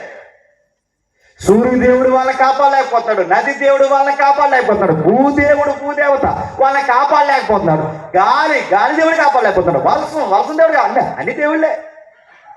ఈ దేవుళ్ళు అంటే వాళ్ళకి అర్థం కావాలి, ఇవి దేవుళ్ళు కాదు, నేను తయారు చేసిన సృష్టి అన్న సంగతి ఐగుప్తీయులకి గట్టిగానే లెసన్ నేర్పించాలి. ఇది మీరు చూసారు అన్నాడు. ఎవరిని? ఇశ్రాయేలు. ఇది చూస్తుండగా 10వ తెగులు ఏంటంటే ఐగుప్తి తొలి సంతానం చచ్చిపోయింది. తొలి సంతానంలో ఎవరు చనిపోయారంటే ఫరో సంతానం చనిపోయారు. ఇప్పుడు బాగానండి, ఫరో సంతానాన్ని కూడా ఎందుకు చంపాడంటే వాళ్ళకి దేవుళ్ళు ఒక దేవుడు, ఫరో కూడా దేవుడు. వాళ్ళకి ఎవరికి? ఇశ్రాయేలు, క్షమించండి, ఐగుప్తీయులకి. వాళ్ళకి ఐగుప్తీయులకి దేవుళ్ళు ఒక దేవుడు, ఫరో కూడా. అందుకే ఫరో దేవుడు కూడా వాళ్ళని ఏమి కాపాడలేకపోయాడు. ఎప్పుడైతే వాళ్ళని కాపాడలేకపోయాడో ఈ 10 తెగుల చేత దేవుడు అద్భుతాలు జరిగించి ఇశ్రాయేలుని బయటకు తీసుకెళ్ళాడు. 10 తెగుళ్ళు. ఆ 10 తెగుళ్ళే అద్భుతం అనుకుంటే మహా అద్భుతం ఏంటంటే ఫరో రథాన్ని అక్కడ ఆపేశాడు. ఇంకా అద్భుతం ఏంటంటే ఎర్ర సముద్రం పాయలు చేసి, ఎన్ని అద్భుతాలు చేసి నేను ఐగుప్తీయులకి ఏమి చేసినో మీ కళ్ళతో మీరు చూస్తారు. ఇవన్నీ ఎందుకు చేసావు ప్రభువా? ఇన్ని అద్భుతాలు ఎందుకు చేసావు ప్రభువా? ఇన్ని అద్భుతాల మధ్య మమ్మల్ని ఎందుకు ఇడిపించావు ప్రభువా? ఇంత స్వేచ్ఛగా మమ్మల్ని ఎలా తీసుకొచ్చావు ప్రభువా? మాట్లాడుతున్నాడు. గెద్ద రెక్కల మీదకి తన పిల్లలు ఎక్కించుకుంటే ఎలా తీసుకొస్తుందో మిమ్మల్ని కూడా చెమట పట్టుకుని, అంటే నీ బట్ట మాయకుండా, నీకు చెమట పట్టకుండా, మీ చెప్పులు అరగకుండా, నీకు ఏ ఇబ్బంది కలగకుండా, శత్రువు మిమ్మల్ని తరగకుండా, నీకు పగలైనా రాత్రి అయినా మీరు సొమ్మసెల్లిపోయే వాతావరణం ఉండకుండా ఎంతో స్వేచ్ఛగా మనం తీసుకొచ్చాను. 10 తెగుల్లో నుంచి మిమ్మల్ని కాపాడాను, ఎర్ర సముద్రం ప్రమాదం నుంచి మిమ్మల్ని కాపాడాను, ఫరో అధికారి నుంచి మిమ్మల్ని కాపాడాను. ఇవన్నీ ఎందుకు చేశావు ప్రభువా అని దేవుడిని అడిగితే దేవుడు నీకు నాకు ఏం చెప్తున్నాడంటే అక్కడ రాస్తూ మీరు నా మాట వింటారని చేశాను అన్నాడు. ఏంటంట అక్కడ రాశారు చూడండి, 5వ వచనంలో, కాగా మీరు నా మాట శ్రద్ధగా విని నా నిబంధన అనుసరించినట్టంటే ఏం చేయడానికి ఇవన్నీ చేసే ప్రభు అంటే నా మాట వినాలి. రెండోది నా వాక్యం చదవాలి. ఒకటి, నా మాట వినాలి చదవాలి. ఇప్పుడు బాగుందండి, వాళ్ళ దగ్గరికి అప్పుడు బైబిల్ ఉందా? ఎర్ర సముద్రానికి చదవని పాటించండి. ఇప్పుడు వాళ్ళకి వాక్యాలు ఏ అధికారికంగా లేవు. అప్పుడు దేవుడు చేసిన పని ఏంటంటే వాళ్ళకి 10 ఆజ్ఞలు ఇచ్చాడు. ఏమిచ్చాడు? బాగా వినాలి. చివరికి ముగిస్తా, మీకు అర్థమవుతుంది. చివరికి వచ్చేసరికి వాళ్ళకి 10 ఆజ్ఞలు ఇచ్చాడు. ఈ 10 ఆజ్ఞలు ఇస్తే వాళ్ళు ఏం చేశారంటే ఆ 10 ఆజ్ఞలు చేతులు ఎత్తేసారు, పాటించారు. ఇప్పుడు బాగా వినండి. 10 ఆజ్ఞలు ఏంటండి? అబద్ధం ఆడవద్దు. చెప్పండి. దొంగతనం చేయొద్దు చెప్పండి, వ్యభిచారం చేయొద్దు చెప్పండి, పొరుగోడు ఆశించొద్దు చెప్పండి, తల్లిదండ్రులు సన్మానించండి చెప్పండి, విశ్రాంతి దినం పాటించండి. ఇవే కదండి, ఇలా కదండి పదవికి. ఇవి పాటించలేరా? నేను అడుగుతున్నాను, పాటించలేకపోయారు. రెండోది చెప్పిన మనం కూడా పాటించలేము. అదేదండి, అబద్ధాలు ఉండలేదు, ఆశించకుండా ఉండలేదు. ఇప్పుడు బాగానండి, నేను ఇలా ఉండలేనన్న సంగతి నాకు ఎవడైనా చెబితే నేను ఒప్పుకుంటానా? మీకు అర్థం లేదని అర్థమైంది. ఓ మాట చెప్తాను, అందరం పాపులు అంటే ఏమన్నా చెప్పిన అవును ప్రభు పాపులు అంటాం. అలా కాకుండా ఎవడో ఒకరు లేపి పాపి మార్రా అన్నాను ఏమంటాడు చెప్పండి? నువ్వు పెద్ద పుణ్యాదులు మరి అంటారా? ఒక్కడనే అంటే ఒప్పుకుంటాడా? ఇది మీకు అర్థమైతే మనిషి అందరితో కలిసి మాట్లాడుతూ ఒప్పుకుంటాడు, కానీ నాలో పాప స్వభావం ఉందంటే ఎవడైనా ఒప్పుకుంటాడా? ఇప్పుడు చెప్పండి, నేనేంటో నాకు అర్థం కావాలి అంటే నన్ను స్కాన్ చేసే కమాండ్స్ కావాలి, ఆజ్ఞలు కావాలి. ఇప్పుడు వాళ్ళకి ఎన్ని ఆజ్ఞలు ఇచ్చాడంటే 10 ఆజ్ఞలు ఇచ్చాడు. ఎక్కడి నుంచి తీసుకొచ్చాడు? ఐగుప్తు నుంచి తీసుకొచ్చాడు. ఐగుప్తు నుంచి తీసుకొచ్చిన దేవుడు 10 ఆజ్ఞలు ఇస్తే ఈ 10 ఆజ్ఞలు వీళ్ళు పాటించలేమన్నారట. ఎందుకు పాటించలేకపోయారంటే వాళ్ళకి పాటించాలనే ఉందట, కానీ పాటించలేకపోయారు. అడుగుతున్నాను, పాటించాలన్నప్పుడు ఎందుకు పాటించలేకపోయారు? ఎందుకు పాటించలేకపోయారంటే ఈ గ్రంథానికి ముందు పుస్తకం ఏంటి? నిర్గమకాండం ముందు ఉన్నది ఏంటి? ఆదికాండం. ఆదికాండం అంటే ఏంటి? ఒక ఆవిడండి ఆదికాండం అంటే ఆదికాండం అని అంది. మా తెల్ల మరి సాగదీయడం కాదని అడుగుతున్నా. ఆదికాండం అంటే ఏంటి? ఆదికాండం అంటే సృష్టి ఎలా పుట్టిందో అక్కడ ఉంటుంది, మనిషి ఎలా పుట్టాడో అక్కడ ఉంటుంది, సముద్రం ఎలా పుట్టిందో అక్కడ ఉంటుంది, బాగుందండి, నక్షత్రం ఎలా పుట్టాయో అక్కడ ఉంటుంది.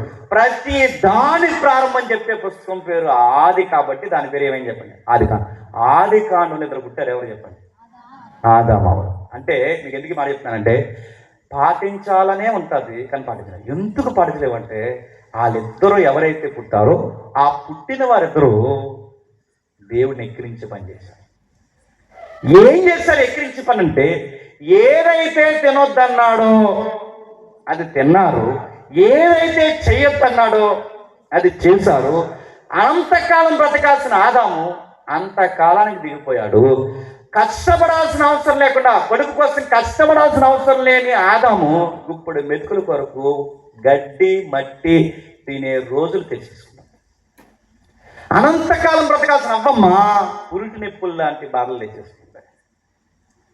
జీవితాన్ని చిందరవందర చేసింది. వారిద్దరి జీవితాలు ఏమైపోయాయంటే పతనం అయిపోయారు. అంటే వాళ్ళ హృదయాలు పతనమయ్యాయి, వాళ్ళ జీవితాలు పతనమయ్యాయి, వాళ్ళ భవిష్యత్తు పతనమైంది. ఆ పతనమైన ఇద్దరికి పుట్టామ్మా. నా మాట మీకు అర్థమవుతున్నాయా? వాళ్ళ పండు తెంచక ముందు పుట్టలేదు, చెప్పండి, పండు తెంచాక పుట్టాం. అడుగుతాం, పండు తెంచాక పుడితే ఏముందంటే వాళ్ళు పూర్తిగా మంచి లేదు, చెప్పండి, పూర్తిగా చెడు లేదు. మనిషి ఎలా పట్టుకోరు అన్నా రాదు, వస్తుంది. నేను అడుగుతున్నాను, షుగర్లు ఉంటే వస్తున్నాయి లేదా? బీపీలు ఉంటే వస్తున్నాయి లేదా? అడుగుతున్నాను. హార్ట్ స్ట్రోక్ ఈ మధ్య ఎక్కువైనాయి. స్ట్రోక్ వస్తే హాస్పిటల్ ఏమంటారు చెప్తున్నా? మీకు వచ్చింది, మీ కుటుంబంలో అంతకుముందు ఎవరికైనా వచ్చిందని అర్థంటే డిసీజులే వచ్చినప్పుడు బుద్ధులు రావా? వస్తాయి. రోగాలే తలకాయల నుంచి తోకలకు వస్తే బుద్ధులు రావా? నేను చాలా దిక్కుని చెప్పింది, మీకు చెప్తాను వినండి.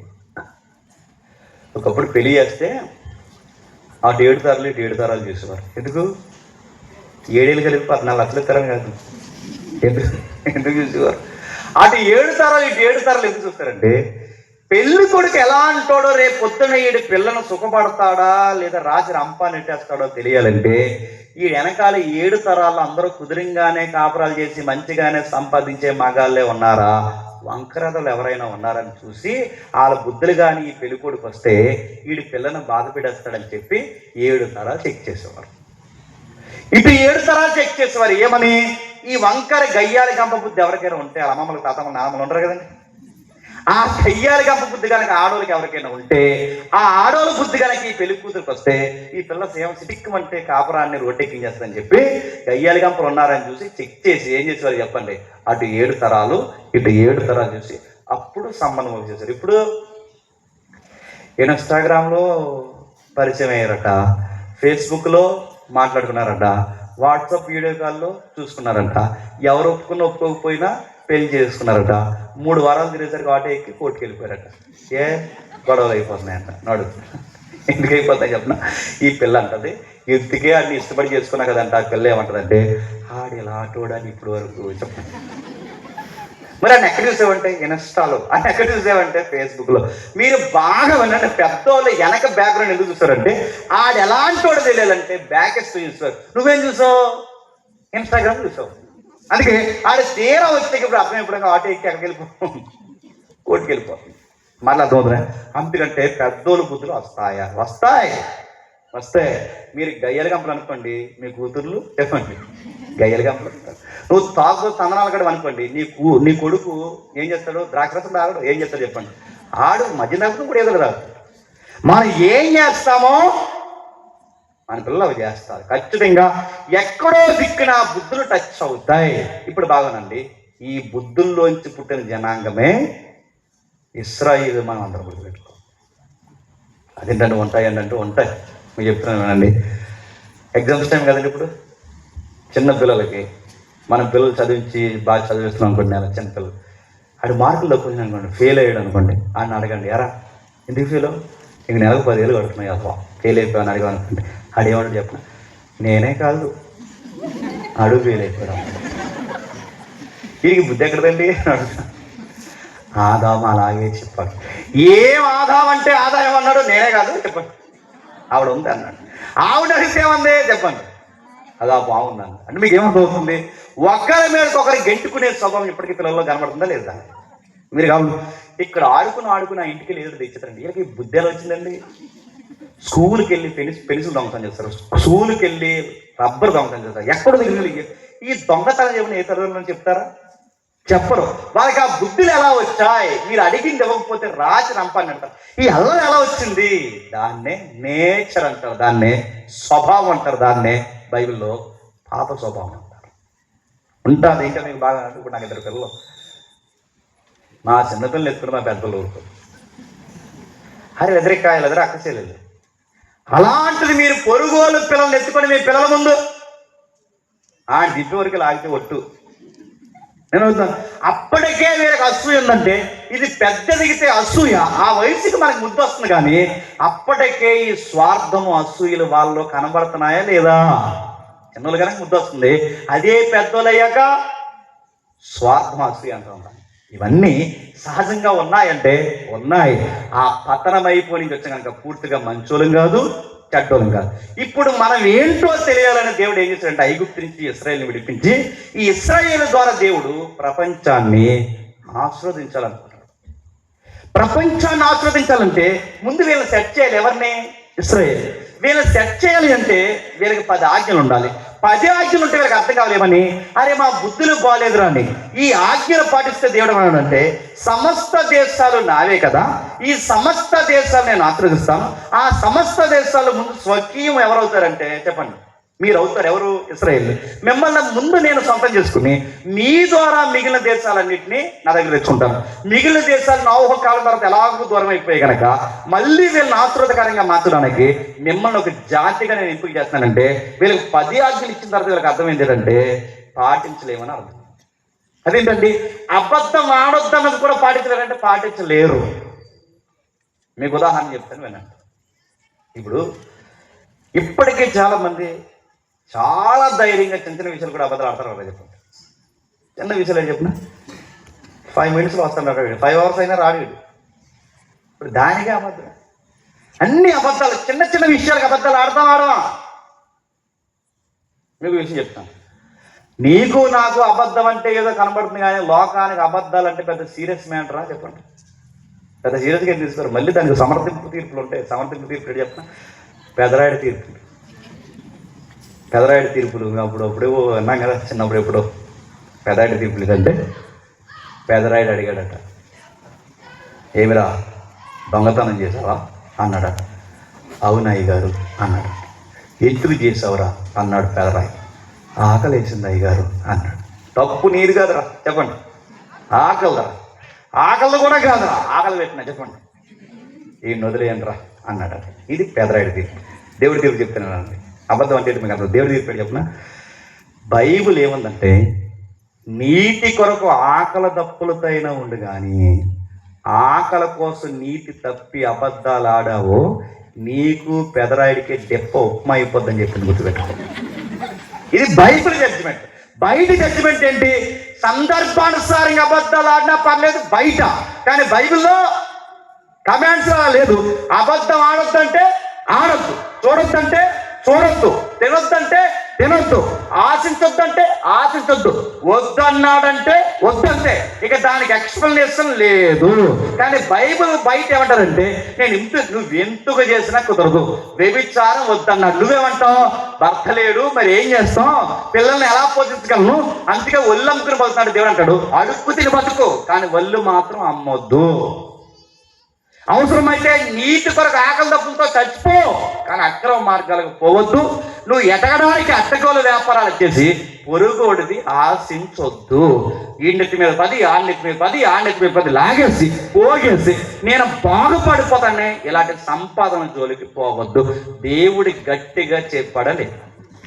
ఇవన్నీ విన్నాక వాళ్ళకి అర్థమైందంట, నేను పాటించలేకపోతున్నాను.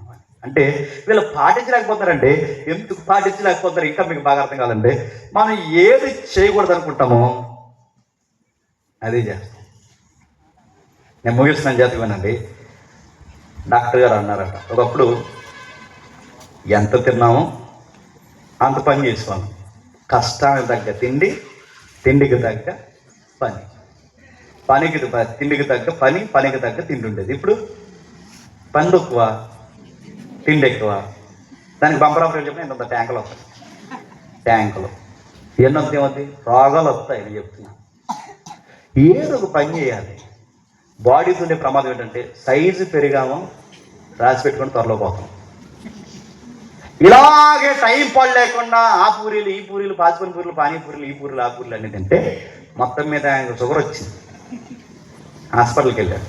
పెద్ద ఆయనకి చెప్పారు డాక్టర్ గారు, ఇక మీరు స్వీట్ అది తినకండి, ముఖ్యంగా లడ్డూలు తినకండి. అంటే ఆయన అసలు నాకు లడ్డూలు అది నేను పెద్ద ఏం తిన్నంటే నేను చెప్తానుగా తినకండి అన్నాడు డాక్టర్. అప్పుడు ఈయన అన్నాడట, అప్పటి వరకు డాక్టర్ గారు చెప్పేంత వరకు ఎప్పుడూ లడ్డూ తినని పెద్ద అయినా డాక్టర్ గారు తినొద్దన్న దగ్గర నుండి చెప్పండి తినేయాలనిపించింది. వెంటనే కొనుక్కున్నాడు బాక్స్. మీకేమర్థం అవుతుంది చెప్పండి? మనం ఏదైతే చేయకూడదు అనుకుంటామో అది చేస్తాం, ఏదైతే వినకూడదు అనుకుంటామో అది వింటాం. ఇప్పుడు మనం ఇలా ఉన్నామన్న సంగతి, నువ్వు ఇలా ఉన్నావని నేను చెప్తే నువ్వు ఒప్పుకుంటావా? నువ్వు ఇలా ఉన్నావని నువ్వు చెప్తే నేను ఒప్పుకుంటానా?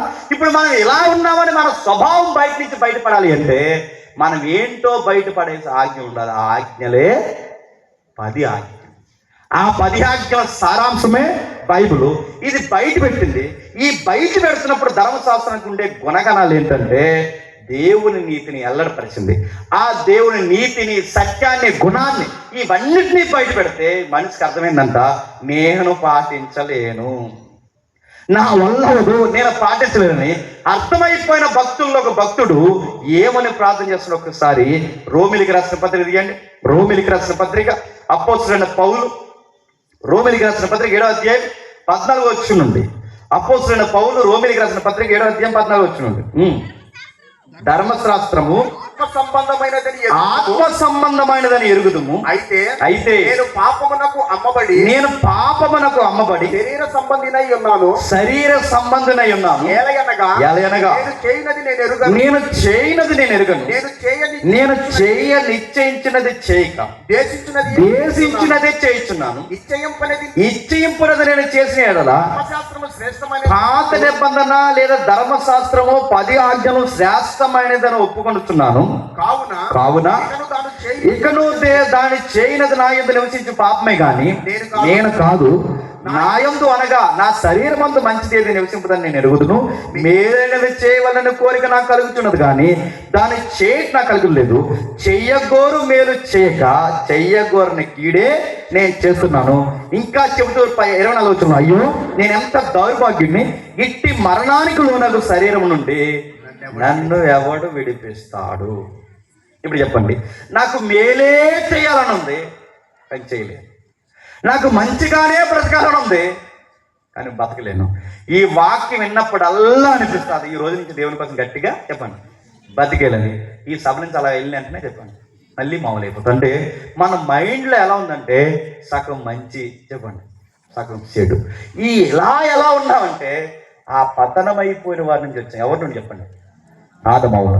ఆ ఆదమౌలు నుండి వచ్చాం కనుక ఇప్పుడు మనకి పాపము, మంచి, చెడు ఇవన్నీ మిళితమై ఉండిపోయాయి కనుక ఇప్పుడు మనకు ఒక ప్రమాదం ఉందన్న సంగతి మనకు అర్థం కావట్లేదు. పర్లేదని బతికేస్తున్నాం. మనకి ప్రమాదం ఏముందంటే ఇంకా మీకు బాగా అర్థం కావడానికి ఇదే రోమిలికి రాసిన పత్రిక 3వ అధ్యాయం, 10వ వచనం నేను చదువుతాను చూడండి. ఇందులో గురించి రాయబడినది పాత నిబంధనలో ధర్మశాస్త్రంలో ఇందులో గురించి రాయబడినది ఏమనగా, నీతిమంతుడు లేడు, ఒక్కడును లేడు, గ్రహించేవాడు లేడు, దేవుని ఎత్తికేవాడు లేడు, అందరూ త్రోవ తప్పి ఏకమగా పనికి మాలిన వారైరి, మేలు చేసేవాడు ఒక్కడు కూడా లేడు. వాడి గొంతిక తెలిసిన సమాధి, తమ నాలుగుతో మోసం చేస్తారు. కిందికి రాస్తున్నారు, వారి నోరు మంచిది కాదు 10వ వచనంలో, వారి పాదాలు మంచివి కాదు 17వ వచనంలో, వారికి శాంతి మార్గం తెలియదు 18వ వచనంలో, వారి కన్నులకి భయం లేదు 19వ వచనంలో, వారి నోరు మంచిది కాదు. మరి అడుగుతున్నాను, ఇంకా మన జీవితంలో ఏది మంచిదండి? ఏది మంచిది కాదు. నడినెత్తి మొదలుకొని అరికాల వరకు ఒక్కటైనా మంచి ఉందా మనకి? కళ్ళుతో మంచి చూడం, చెవులతో మంచి వినం, చేతులతో మంచి చెయ్యం, నడకలతో మంచి నడకలు నడం. మీరు నడినెత్తి మొదలుకొని అరికాల వరకు ఎక్కడ మీరు చూడడం అందరూ ఉన్నది తెలుసా? లోపల బయట, హృదయంలో బయట అన్నిటిలో పాపంతో నిండిపోయి ఉన్నాం. అందుకే బైబిల్ ఏమని చెప్పనా, ఏ భేదం లేదు, నీతిమంతుడు ఒక్కడు లేడు, అందరూ చెప్పండి పాపాత్ములు. ఇప్పుడు చెప్పండి, ఈ స్వభావం ఉండిపోయిన మనకి 10 ఆజ్ఞలు ఇచ్చి పాటించండి అయ్యా అంటే మనుషులు చెప్పండి పాటించలేకపోయారట. అబద్ధం ఆడొద్దంటే ఆడుతున్నారట, చూడొద్దంటే చూస్తున్నారట. ఈ రోజుకి ఇప్పుడు అడగాల్సింది మనకు బాగా వినండి. ఇలాంటి పరిస్థితుల్లో బైబిల్ నీ మీద నా మీద నేరారోపణ ఏం చేస్తుందో చూడండి. ప్రతి నోరు అబద్ధంలో ప్రతి నోరు మూయబడినట్లు సర్వలోకము దేవుని శిక్షకు తప్ప దేనికి పనికిరాదని ధర్మశాస్త్రము చెబుతోంది. అర్థమవుతుందా? అంటే 10 ఆజ్ఞలు కానీ, పాత నిబంధన కానీ, బైబిల్ మొత్తం కానీ మనిషి మీద ఏమని నేరారోపణ చేసిందంటే, నీతిమంతుడు లేడు, ఒక్కడు లేరు, వీళ్ళ కళ్ళు కానీ, చేతులు కానీ, హృదయం కానీ మంచిది కాదు, వీళ్ళందరూ దేనికి పనికొస్తారంటే శిక్షింపబడడానికి తప్ప చెప్పండి దేనికి పనికిరారు, దెబ్బలు తినడానికి తప్ప దేనికి పనికిరారు, నరకానికి పోవడానికి తప్ప దేనికి పనికిరారు, మరణానికి తప్ప దేనికి పనికిరారు. ఇలాంటి మరి మన మీద నేరారోపణ చేస్తున్నది ఎవరంటే ధర్మశాస్త్రం, పాత నిబంధన. ఇప్పుడు చెప్పండి, పాత నిబంధనని మనల్ని నేరస్థాపన చేసి నేరస్తులు అంటుందంటే, ఒకడు నేరస్తులని చెప్పేవారిని ఏమంటారండి? చెప్పాలి. ఒక వ్యక్తి నేరస్తులని అంటున్నాడంటే ఆ అనేవాడిని ఏమంటారు చెప్పండి? పోలీసు. బాగుందండి. ఈడు అక్యూజ్డ్ 1, అక్యూజ్డ్ 2, అక్యూజ్డ్ 3, 4, 5, 6, 7 అందరూ అక్యూజ్డ్స్ అని చెప్పాడు అనుకోండి. మనం నేరస్తులమని ఒకడు నేరం చేసిన ధృవీకరించేది ఎవరు చెప్పండి? పోలీసు. ఇప్పుడు చెప్పండి, ధర్మశాస్త్రం పాత నిబంధన 10 ఆజ్ఞలు ఎలా ఉన్నాయంటే మనం నేరస్తులమని చెప్పింది. అంటే ఇది పోలీసు వాళ్ళు లెక్క అన్నమాట. పోలీసు వాళ్ళగా మన అందరి మీద చట్టం ఏమని పెట్టిందంటే మనం నేరస్తులము, మనం మంచోళ్ళం కాదు, మనం నేరస్తులము. ఇప్పుడు చెప్పండి, ఇది నేరస్తులని మనం డిక్లేర్ చేసినప్పుడు పోలీసుడికి శిక్షించే అధికారం ఉందా? చెప్పాలి. నేను పోలీసుడిని చెప్పండి, ఉందా? పోలీసుడికి శిక్షించే అధికారం ఉందా? లేదు. శిక్ష విధించే అధికారం ఎవరిది? జడ్జి గారిది. మరి పోలీసులు ఏం చేస్తారు? వీళ్ళు నేరం చేస్తారని మనం పట్టుకుంటారు.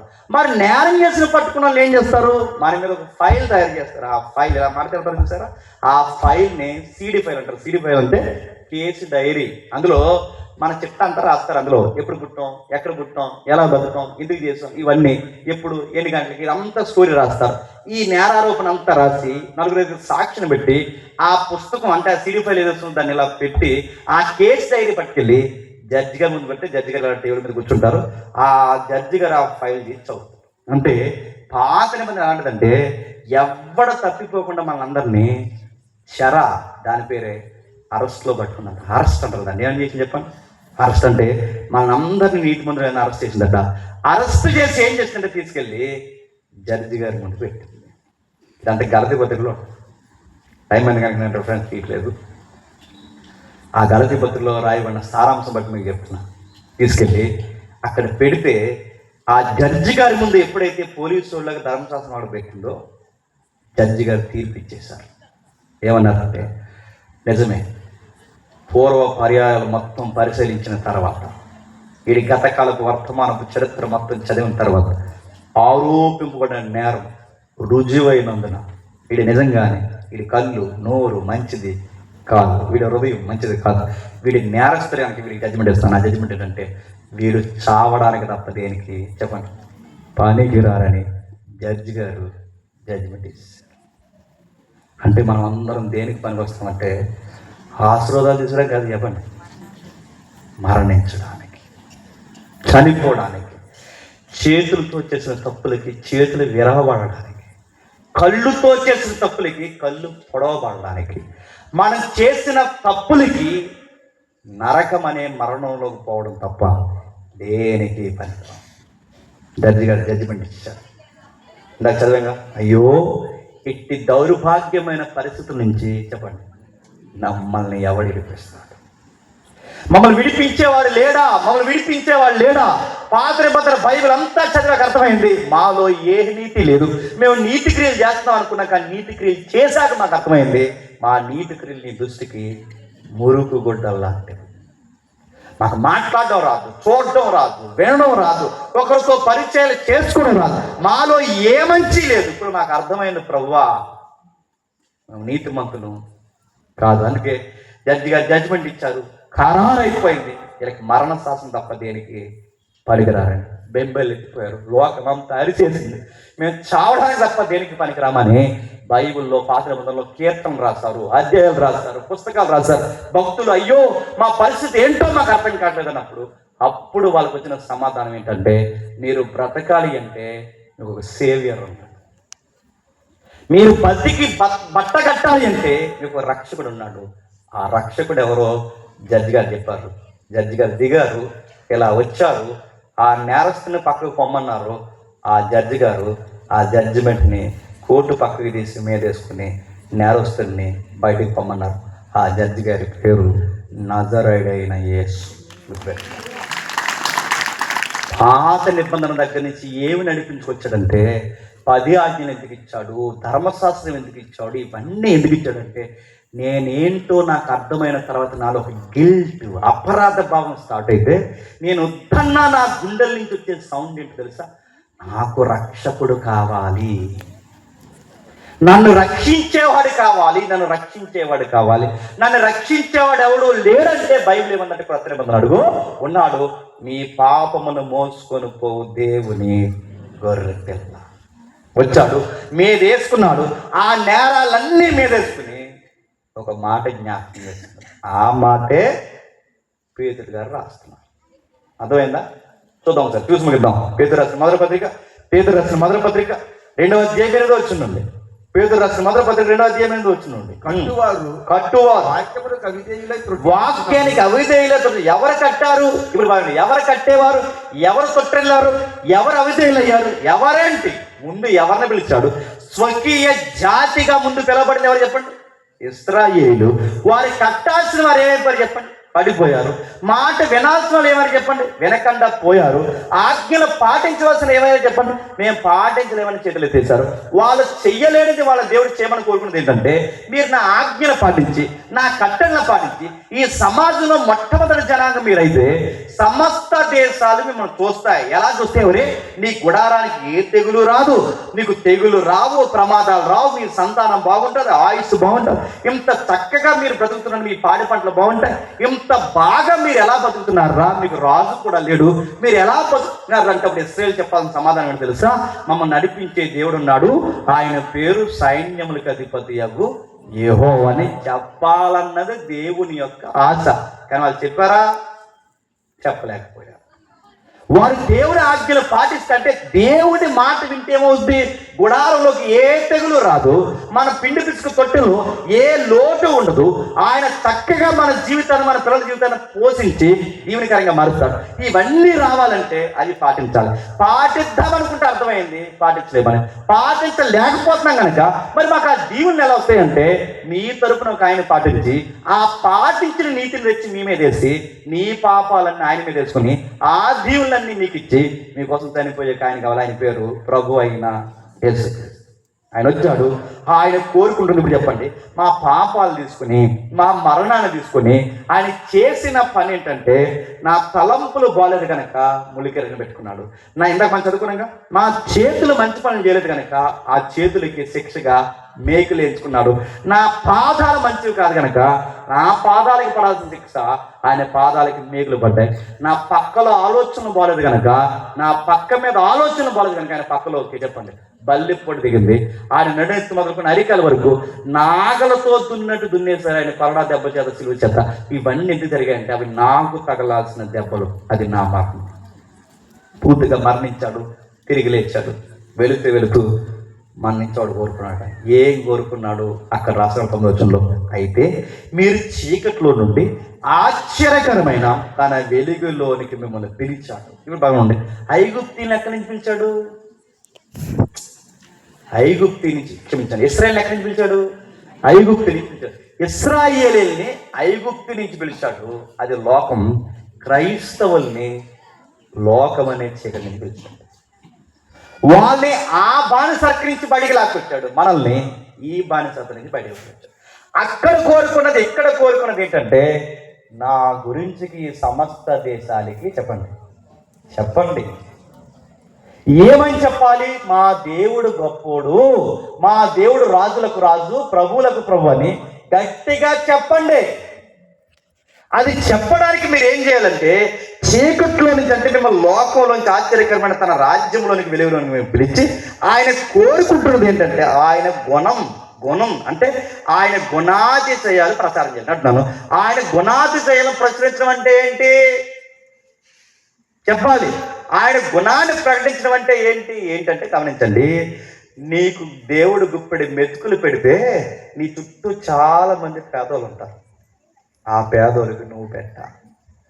అలా పెడుతున్నప్పుడు అడుగుతారు, మాకెందుకు పెడుతున్నావు ఈ భోజనం అని అడిగినప్పుడు వాళ్ళకు ఒక మాట చెప్పాలి. ప్రభు అయిన యేసుక్రీస్తు వరకు కూడా పేదోళ్ళని ఇలాగే ప్రేమించాలని చెప్తే నీ గుణంలో ఎవరి గుణం చూస్తారు తెలుసా?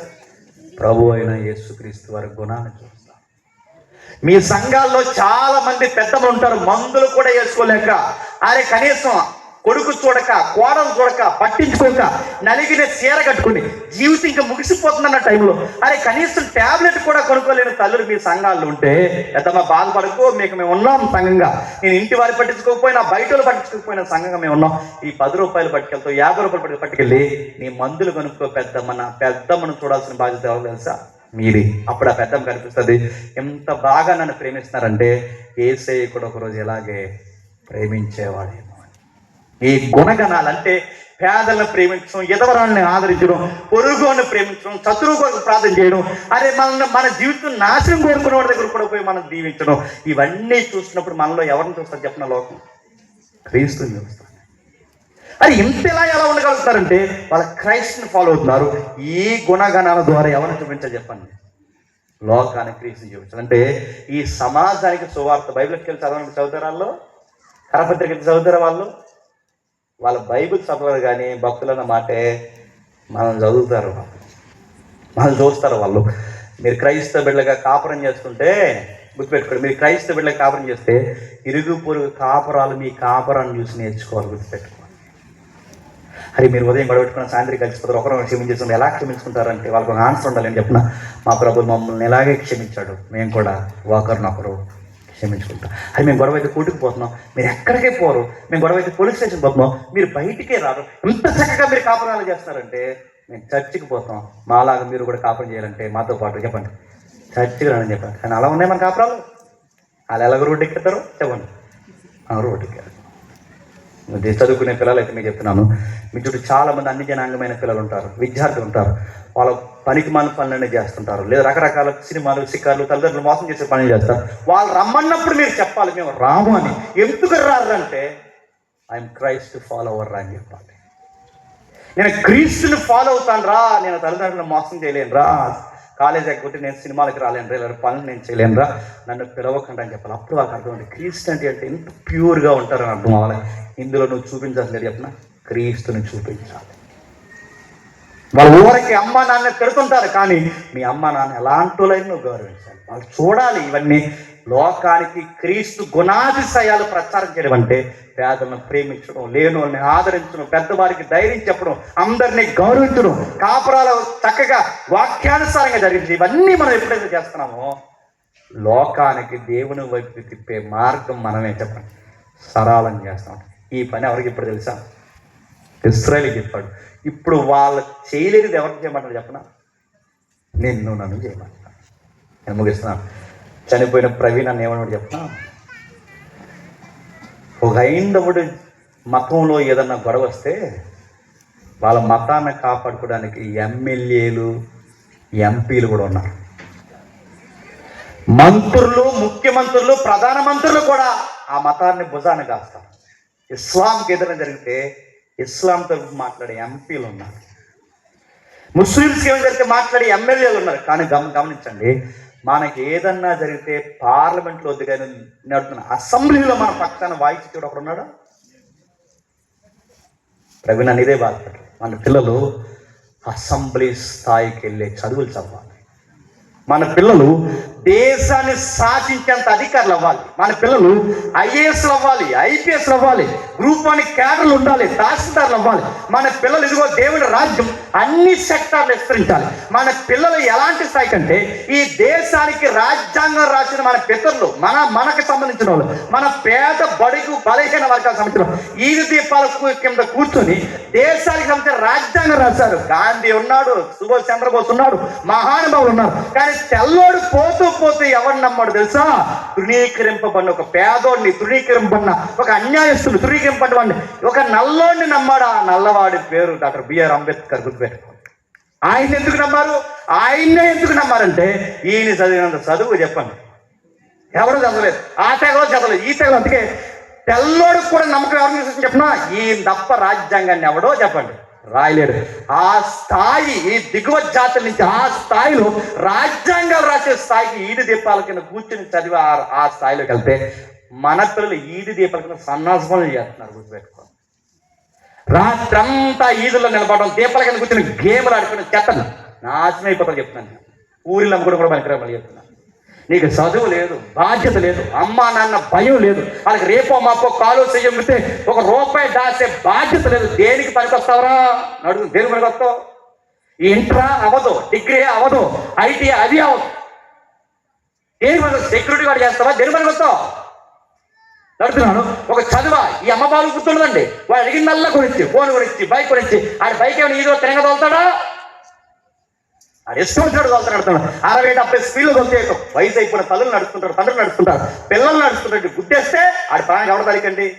అందుకే అమ్మ బాబులు బుద్ధుండదు అంటున్నాను. అడిగిన బుద్ధి చెప్తే నడుతున్నాను. ఇలా వెనక చూసేస్తారు ఎవరో ఎదురు. మా వాడిని అన్నాను మీరు అంటారు, చెప్తున్నాను అంటారు, తాట తీస్తారు.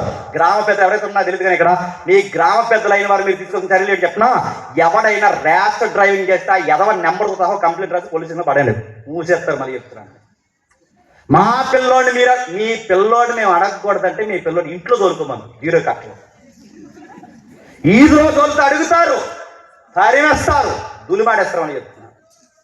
పని లేవు, బాధ్యతలు లేవు. తెల్లవారు ఫోన్లు పట్టుకుని దీపాలను కూర్చుని గేమ్లు ఆడి కాల్చి అని ఎవరిని కాల్చేస్తావరా నువ్వు? కాల్చేసేవాళ్ళు ఎక్కువైపోయారు. మనకి చదువు లేదు, బాధ్యత లేదు. ఆడ ఎవడో పనిమాడు సినిమా రిలీజ్ అయిందంట. రిలీజ్ అవుతే ఏమిటంట, ఆ సినిమా ఫ్లెక్స్ కంట బీరు బాటిల్ ఇలా కొట్టుకుని రక్తాభిషేకం, రక్తంతో అభిషేకం. 7 ఫ్లెక్స్కి ఎవరో తెలియదు చెప్పిన. నువ్వు 150 రూపాయలు ఇస్తాకని టికెట్ ఇవ్వరాక నువ్వేమనుకుంటున్నావు? నీ రక్తాభిషేకం 10 రూపాయలు నెలకి టికెట్ ఎవరు? నీకు నడుతున్నాను. నేనేం చేస్తాను? నిన్న రాణిస్తాడు. సేకండ్ ఎవరు? ఈ యాక్టర్లు మీకు తెలుసా? సేకండ్ ఎవరు మీకు ఎందుకు చెప్పిన? మనం ముట్టుకుని మన చెమట అంటుకుంటుంది. ఇలా డోర్ నడుతుంది. దేనికి? గేమ్స్ ఆడితే బాగుపడతావా? దేనికి? చదువు చెప్తున్నాను, క్రైస్తవ ప్రాంతాల్లో పుట్టాం, సువార్త చెప్తున్న ప్రాంతాల్లో పుట్టాం, సంఘాలు చర్చలు ఉన్న ప్రాంతాల్లో మనం పుట్టాం. ఇలాంటి ఏరియాలో పుట్టి గొప్ప దేవుడు మనల్ని కోరుకుంటుంది చెప్తున్నా, ఈ లోకానికి వెలుగు అవ్వాలి. గుర్తుపెట్టుకోవాలి, మన చదువులు దేవుడికి మహిమ తవ్వాలి, మన చదువులు దేశానికి గౌరవం తేవాలి. ఇదే కోరుకున్నాడు చనిపోయిన ప్రవీణన్న. ఆ స్టడీ, ఆ థియాలజికల్ అపోజిట్ చేసిన ఎవరైనా, ఈ రాజ్యం అనే సబ్జెక్ట్ ఎవడైనా అర్థమైన ఎవడైనా ఇదే కోరుకుంటారు, ఇదే సువార్త, ఇదే కోరుకుంటారు. మనం దేశానికి మహిమకరంగా ఉండాలి. ఈ మహిమకరమైన మార్గం అవసరమైతే మనం తీసేస్తారు, అవసరమైతే మనం చంపేస్తారు, మనల్ని ఏదైనా చేస్తారు. కానీ నా నెక్స్ట్ జనరేషన్కి నాకు వెలిగిచ్చి వెళ్ళిపోవాలి.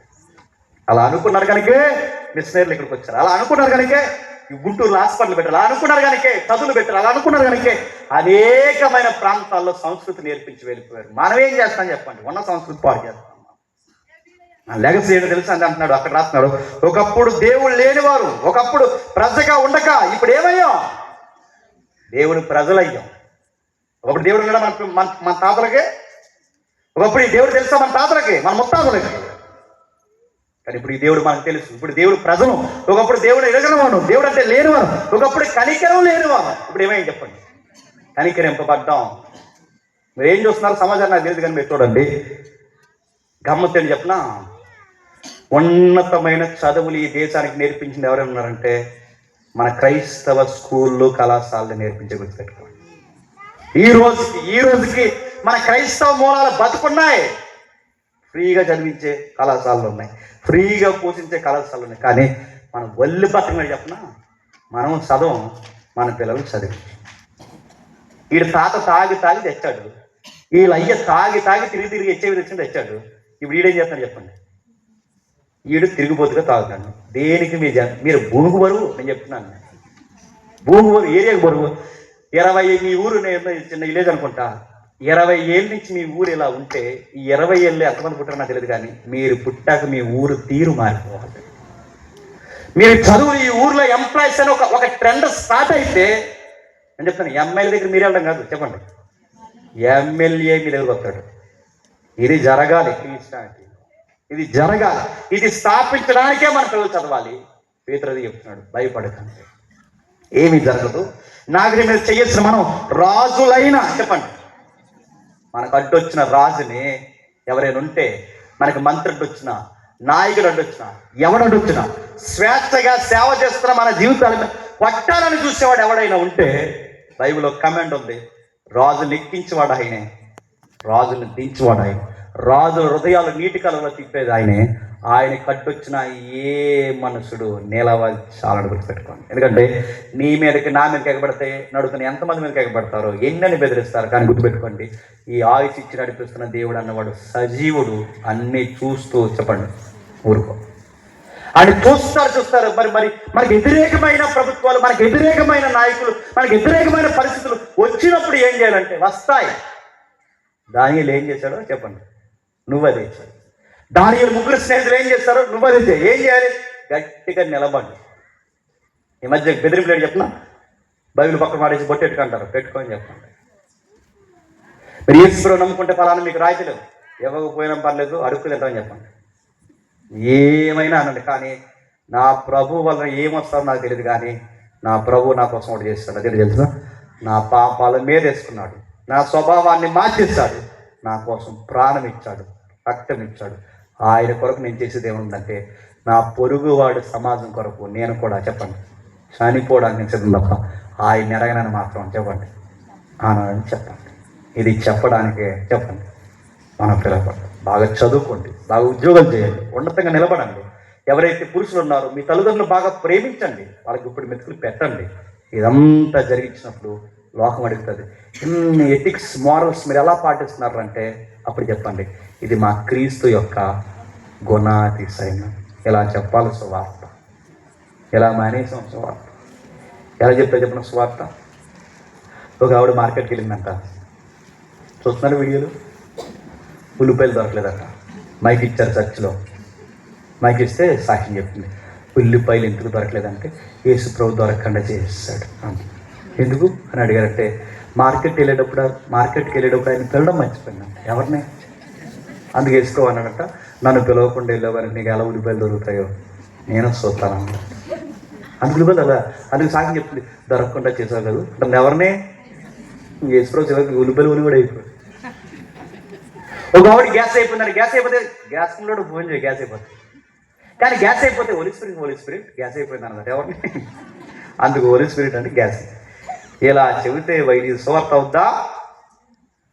ఒక ఆవిడికి ఎలకలు ఎక్కువైపోయినాడు, ఎలకలు ఎక్కువైపోతే ఎలకలు పోగొను వెంటనే ప్రార్థన చేస్తే దేవుడు 3 పిల్లిని పంపించాడు ఎలకలు పట్టుకోవడానికి. చూస్తున్నారు ఇవన్నీ మిలియన్ యూస్ అండి ఈ వీడియోలకి.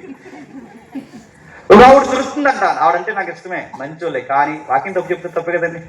తుడుస్తుందంట, అలా తుడుస్తుంటే చెయ్యి నొప్పి వచ్చేసిందంట. వెంటనే దేవుడు అన్నాడు, కుమారి నీ చెయ్యి ఎదుగు నొప్పి వస్తుంది చెప్పిన, నువ్వు చీపురు చివరట్టుకున్నావు మొదలెట్టుకో అన్నాడు. మరి దేవుడిని ఎలా పరిచయం చెప్తున్నాడు చెప్పిన, ఉల్లిపాయల దగ్గర చెప్పండి, గ్యాస్ దగ్గర, చీపుర్ల దగ్గర. ఇది సువార్త. నేను ఎక్కువ దిక్కుని చెప్పాను, ఓకే మీకు చెప్పిన ముగిస్తాను. సువార్త చెప్తా అంటే ఎలా చెప్తాను చెప్పిన, దారిని పోయే వాళ్ళందరూ కరపత్రం ఇచ్చా అన్నారట, బాబు యేసుప్రభుని నమ్ముకోండి అన్నారు. రోజు ఇంకా అదే సువార్త, ఇంకా నమ్ముకోండి అన్నారు. ఆడెవడో వంకరుడు అన్నాడు, నమ్ముకోండి అంటే ఏంటి అన్నాడు. అంటే ఈవిడంది, నమ్ముకోండి అంటే నమ్ముకోండి అని అన్నాడు. విన్నాడు, అదే ఏంటి అని అడిగాడు. ఏంటంటే ఏంటి నమ్ముకొని అన్నాడు. ఇది సువార్త. ఇది ఎలా ఉంది చెప్పిన, బాబు నీ అమూల్యమైన ఓటు మన పార్టీ అన్నట్లేదు. ఇది సువార్త అంటే చెప్పిన, ప్రభు అయిన యేసుక్రీస్తు వారు ఎందుకు మరణించాడో చెప్పాలి, ఎందుకు తిరిగి లేచాడో చెప్పాలి, తిరిగి లేచిన తర్వాత నీ నుంచి నా నుంచి ఆయన ఏం కోరుకుంటున్నాడు చెప్పాలి, ఎందుకు నేను ఇప్పుడు ఎలా ఉన్నానో ఈ లోకానికి చెప్పాలి. ఇది సువార్త. ఇది చెప్పకుండా మనం ఏది చెప్పినా, ఏ ప్రసంగాలు చేసినా, మన మాట, ఈ ఆజ్ఞ మన బతుకుల్లో కనబడకపోతే, నేను మళ్ళీ చెప్తున్నాను, మన సువార్తకి గుణగణాలు ప్రకటించే రాజులు యాచకులు ఉండగానే చెప్పండి దొంగలు ఉంటాం. రిఫరెన్స్ చూపించి కొంతమంది రాజులైన యాజకులు అనగానే ఇంకేం చేసి చెప్పిన, రాజులైన యాజకులు అనగానే ఇంకా ఎందుకు సార్ మీరు 60,000 రూపాయలు సూట్ వేసుకున్నారంటే వెంటనే మనిషి అన్నాడు, మనం ఎవరో తెలుసా, రాజులు. అందుకే ఇంకా మామూలు తగ్గని అన్నాడు. అడుగుతున్నాడు, రాజులు అంటే సూట్లేకి తిరగమని కదరా అయ్యా. రాజు అంటే చెప్పండి, రాజులు అంటే సూట్లేకి తిరగమని కాదు. రాజు అంటే ఏంటంటే ప్రజలకి ప్రాణాపాయ స్థితి వచ్చినప్పుడు, సమాజం నశించిపోతున్నప్పుడు ముందస్తులో నిలబడి ప్రాణాలు ఇచ్చేది ఎవరు తెలుసా, రాజు. అది రాజరికం. యాజకుడు అంటే తెలుసా, దేవుడు అంటే ఏంటో అనేక మంది ప్రజలు తెలియకపోతే ఆ దేవుడు తెలియజేయడానికి మధ్యవర్తిత్వం చేసే వ్యక్తి అదేంటంటే, మనం ప్రజల కోసం చనిపోవాలి, ప్రజలకి దేవుడిని ప్రకటించడానికి చావునైనా ఎదుర్కోవాలి. ఇదే రాజులైనా చెప్పండి యాత్రిక సమూహం. ఎందుకు మనం పిలిచాడు? అందుకే ప్రియులారా, ఒకప్పుడు ఈ పరదేశ యాత్రికులై ఉన్నారు కనుక ఆత్మకు విరోధంగా పోరాడి శరీరను విసర్జించండి. అన్యజనులను మిమ్మల్ని బట్టి ఏ విషయంలో దుర్మార్గాన్ని దూషిస్తారో ఆ విషయంలో వారిని సక్రియను చూసి వాటిని బట్టి దర్శన దినమందు దేవుని మాయపరిచి వారి మధ్యన మీరు మంచి ప్రవర్తన గలవారు ఉండవాలని మిమ్ముని బతిమాలుకొనిచున్నాను. ఇలాంటి యుక్తమైన ప్రవర్తన చేత ఏం చేయాలి చెప్పండి? యుక్తమైన ప్రవర్తన దేవుని చెప్తాం. దేవుని చిత్తం ఏంటి చెప్పండి? మూర్ఖులు రకరకాల యేసుప్రభుని తిడతారు, మరియమ్మని తిడతారు, నేను తిడతారు, నన్ను తిడతారు, అందరిని తిడతారు. కానీ తిట్టిన వీళ్ళకి ఒక రోజు అర్థం అవ్వాలి, ఇలా మంచి వ్యక్తులు రా అని. అలాంటి రోజులు మనం రావాలి అంటే క్రైస్తవులమైన మన గురుతర బాధ్యత ఏంటి చెప్పిన, ఇశ్రాయేలు దేవుణ్ణి పరిచయం చేయవలసిన వాళ్ళ బాధ్యత కోల్పోయారు. ఇప్పుడు మనం చెప్పండి, దేవునికి మనమే వారధులుగా, నాయకులుగా, రాజులుగా ఈ లోకానికి చెప్పండి పరిచయం చేయాలి. పరిచయం చేస్తున్నావా? ఏం చేద్దాం చెప్పండి? అందరం కూడుకుంటున్నాం, రూపాయి వేసుకుంటాం, 31st నైట్కి భోజనం పెట్టుకుని తినేసి గొడవలు పెట్టుకుని వెళ్ళిపోయాం. అది మన సంఘం. అది కాదు సంఘం. పేద ఇల్లు వస్తుంది, వాగులు వస్తుంది, డబ్బులు వస్తాయి, పిల్లలు పుడతారు, వస్తాయిలే, అవి రాకుండా అవి ఎలాగో వస్తాయి. కానీ ఆ తీసుకున్న తర్వాత నీ బాధ్యత ఏంటి తెలుసా? ఆయన గుణాతిశయములను ప్రచారం చేయాలి. ఇది ప్రతి ఒక్కరు చేయాలి. ఆ ప్రచారం చేయడంలో ఆహుతి అయిపోయిన వ్యక్తే ప్రవీణ. ఆ తర్వాత నువ్వన్నీ అయిపోవచ్చు, నేనున్న అయిపోవచ్చు, ఏదైనా జరగవచ్చు. కానీ ఒకటి మాత్రం గుర్తు, సువార్త ప్రకటిస్తూనే ఈ లోకాన్ని విడిచి మనం వెళ్ళిపోవాలి. దేవుని ముందు దీవించును గాక. ప్రార్థన చేస్తున్నాం. ప్రేమగల తండ్రి, కృపగల దేవా, ఎవరికి ఈ సంగతులు అర్థమే నాకు తెలియదు తండ్రి. విలువైన సంగతులు విన్నారు తండ్రి. వాక్యాలు విని కూడా తండ్రి వారి నిర్లక్ష్యంగా ఉంటే వారి ఆత్మలకు వారి ఉత్తరవాదం మా బాధ్యత తండ్రి. ఇశ్రాయేలు నెరవేర్చలేని తండ్రి మీ ధన్యకరమైన కార్యాన్ని మా భుజాల మీద పెట్టారు. క్రైస్తవులుగా ఉన్నతమైన స్థితిలో మేము ఉండాలి, చదవాలి, అక్కడి నుండి తండ్రి ఇది క్రైస్తవ సాక్ష్యం అని ప్రేమను రాగాలు మేము కనపరచాలి. మా ముందున్న మిషనరీలు కానీ తండ్రి, తల్లి మదర్ తెరీసా లాంటి వ్యక్తులు కానీ, అందరూ గొప్ప గొప్ప డాక్టర్లు తండ్రి, ఉన్నతమైన జడ్జిలు, రకరకాల వ్యక్తులు తండ్రి ఆ దేశాలు వదిలి మా దేశానికి సేవ చేశారు కనుకే ఈరోజు మేము ఊపిరి పీల్చుకుంటున్నాం. మరలా మేము కూడా తండ్రి, మా బిడ్డలు, మా తరాలు తండ్రి దేశ